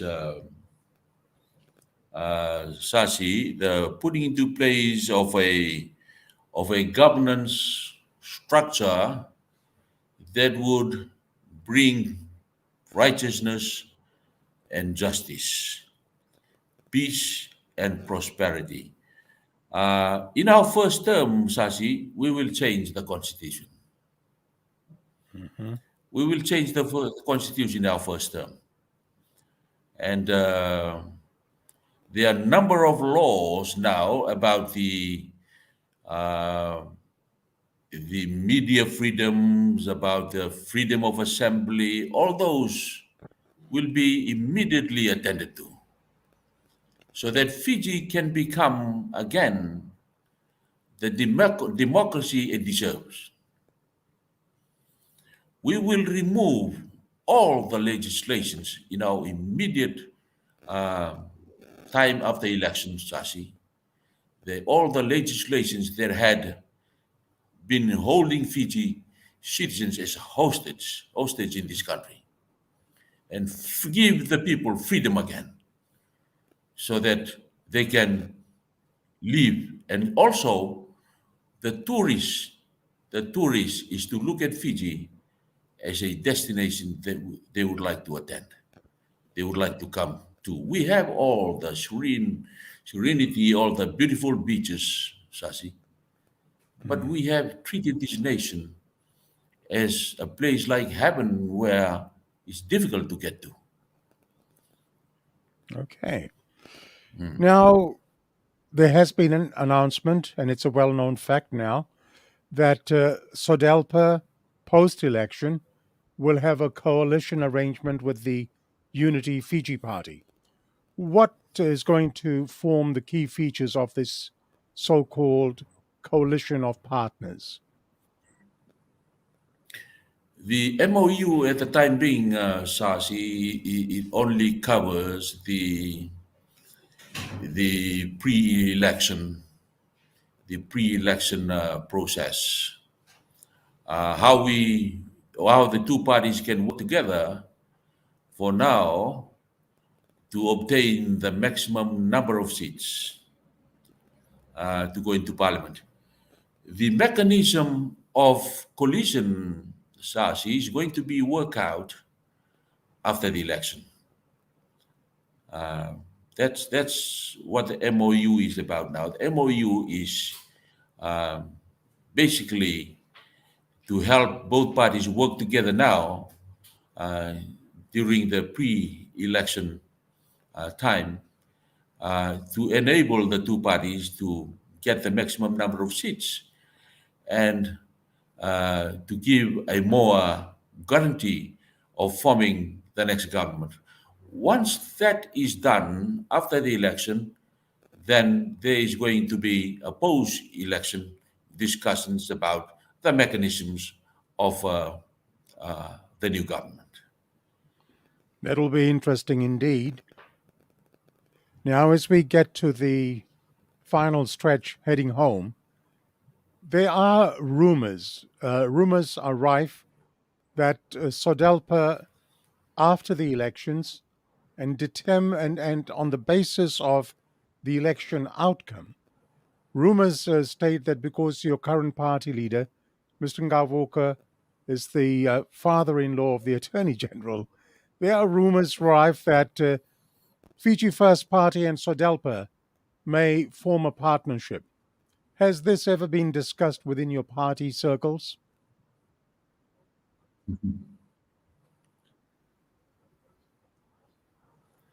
Absolutely not, Sasi. Absolutely not.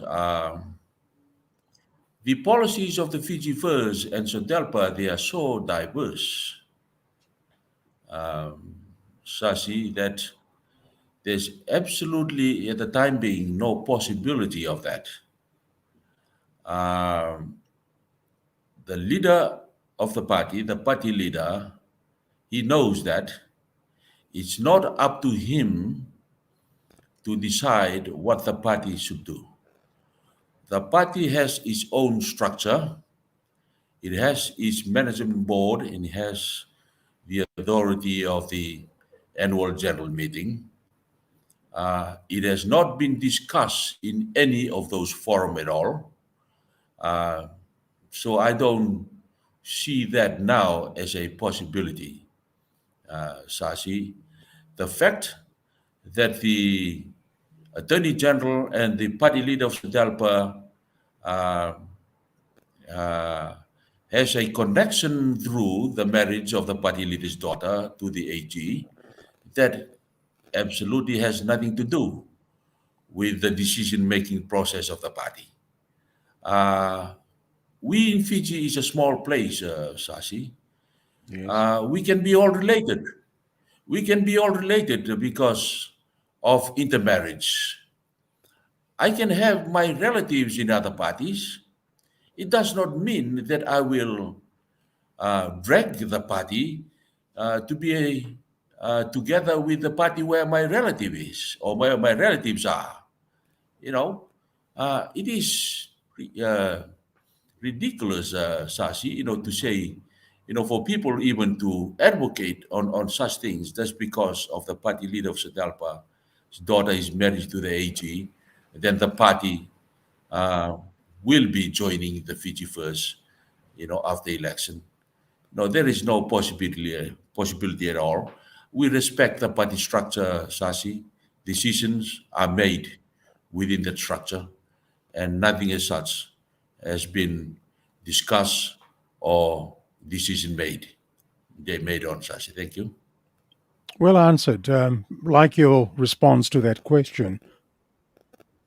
Now, do you have any leadership aspirations? Some people have posted their comments about how well you speak, etc. Any leadership aspirations down the track to lead the party? Sasi, I'm here to support the leadership. Right. That is my role, to support the leadership. I leave it at that.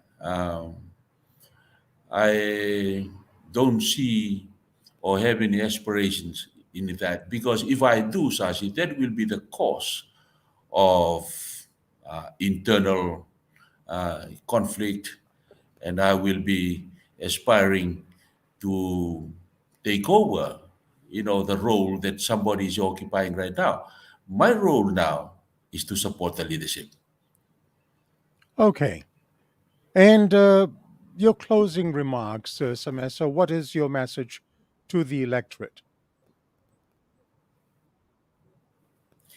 Thank you, Sasi. I have remained loyal to Sodelpa Party just because I believe in the values it embraces. I believe in the virtues that it stands for. And I believe that Sodelpa is the only party that will lead this nation with righteousness and justice, and that can bring all races together, where all races can live peacefully, and without any fear of what may happen in the years to come. We can change the constitution that has been put into place by Fiji First without the use of gun. Without the use of guns, Sasi. We have the knowledge to do that. We have the expertise to do that within the framework of the law. And the people, they are a very important part of it. If the people can vote for Sodelpa to form the next government, Sodelpa can bring peace and prosperity to this nation. It can bring law and order immediately. Whatever the structure had been put in place by the Fiji First, we can, within the framework of law, change all those to put into place laws that frees people from the bondage they have been put into place.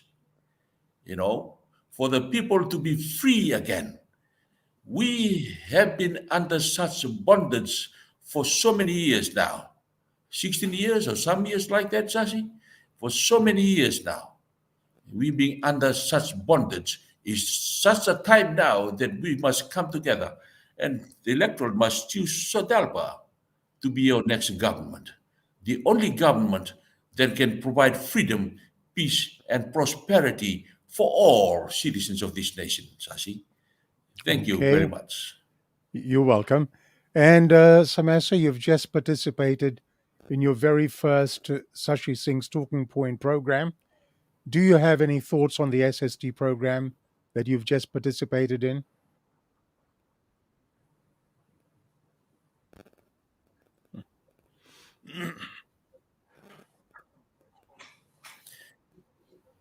Sashi, thank you very much. It's a modern way. It's a modern way of reaching out to the people. Um, I only know probably now age, but you are involved with the media, Sashi. Although we are also alike as lawyers, but you are you are so exposed to the modern way of communication, and I'm very impressed. I'm very impressed. For the first time that I participate that I participated in your in your program, Sashi, and I'm very grateful, and I think this is the way to go. This is the way to go. Where we are reaching people, the Facebook is in the hands of every people, even children, wherever they are. When the phone's in their hands, they can watch the Facebook, and you are there to provide the information. I'm very impressed, Sashi, and I'm very grateful for you to have me in this program today. The pleasure is all mine. And before I formally thank you, one of our viewers, Blossom Raymond, I think, has said that you have a beautiful voice, a wonderful voice, loves your voice. And maybe you should join the radio industry in retirement. You have that sort of great voice. So congratulations on that. Okay, well, we've come to the end of the program. Mr. Semesa Karavaki, a big Vinaka Vakaleva to you. Thank you. And he's just dropped out. Let's see if he comes back, because that is so unfortunate. And I would have loved him to be on the program. But don't forget, very shortly, I will reveal to you who our next guest is going to be in the program. I'll give Mr. Karavaki a moment or two to see if he can come in. And I believe he's back. Welcome back. You just dropped out there. And Yes. thank you so much. Well, as I was saying when you dropped out, a very big Vinaka Vakalevu to you. Thank you very much for being chief guest in Sashi Singh's Talking Point this afternoon. It has been an absolute pleasure to have you as chief guest. I thank you for discussing the various topics with me that I've raised today, and your frank views and responses to my questions have been most welcome. And I thank your party leader, Bill Ngavoka, for suggesting your good name to be a participant in this program. So to you, sir, thank you very much. A big Vinaka Vakalevu, Dhanevad, and Nisa Mode for now. Thank you, sir. Bless you, sir. And as you, wishing you a blessed Sunday, and thank you for your family, because I took you away from them for the best part of some 3.5 hours, and I appreciate your time. So goodbye for now. I'll be in touch shortly. Thank you. All right. Well, that's our program for episode 28. And a couple of people have again raised the questions of my interviewing the Prime Minister or the Attorney General. Well, they're welcome to come on this show. I've sent invitations out. Whenever they accept it, we'll interview them if they accept it. I thank all those viewers who've taken time to provide their feedbacks this afternoon. And that's it for episode 28. A big thank you to our regular contributor, Nikhil Singh, for his input in the program today. To my SSTP team, a big thank you as well. And I'd also like to thank all of you, our viewers, for watching this program today. Now, our chief guest for next week will be a returning guest, as I said during the break. He first appeared on SSTP on Sunday, 19th December 2021. Let me tell you, our chief guest next week will be Mr. Savanathan Narumbe, leader of the Unity Fiji Party. There's a lot to discuss with Mr. Narumbe, including his letter to the PM demanding the sacking of the Attorney General. So until next week, I wish you all a safe and happy week. And in closing, I leave you with this quote from Khalil Gibran, who said, "Life without liberty is like a body without spirit. Life without liberty is like a body without spirit." That quote from Khalil Gibran. Well, that's it for episode 28 of Sashi Singh's Talking Point. Till the next program, I am Sashi Singh, bidding you goodbye, namaste, and ni samode. Goodbye, world.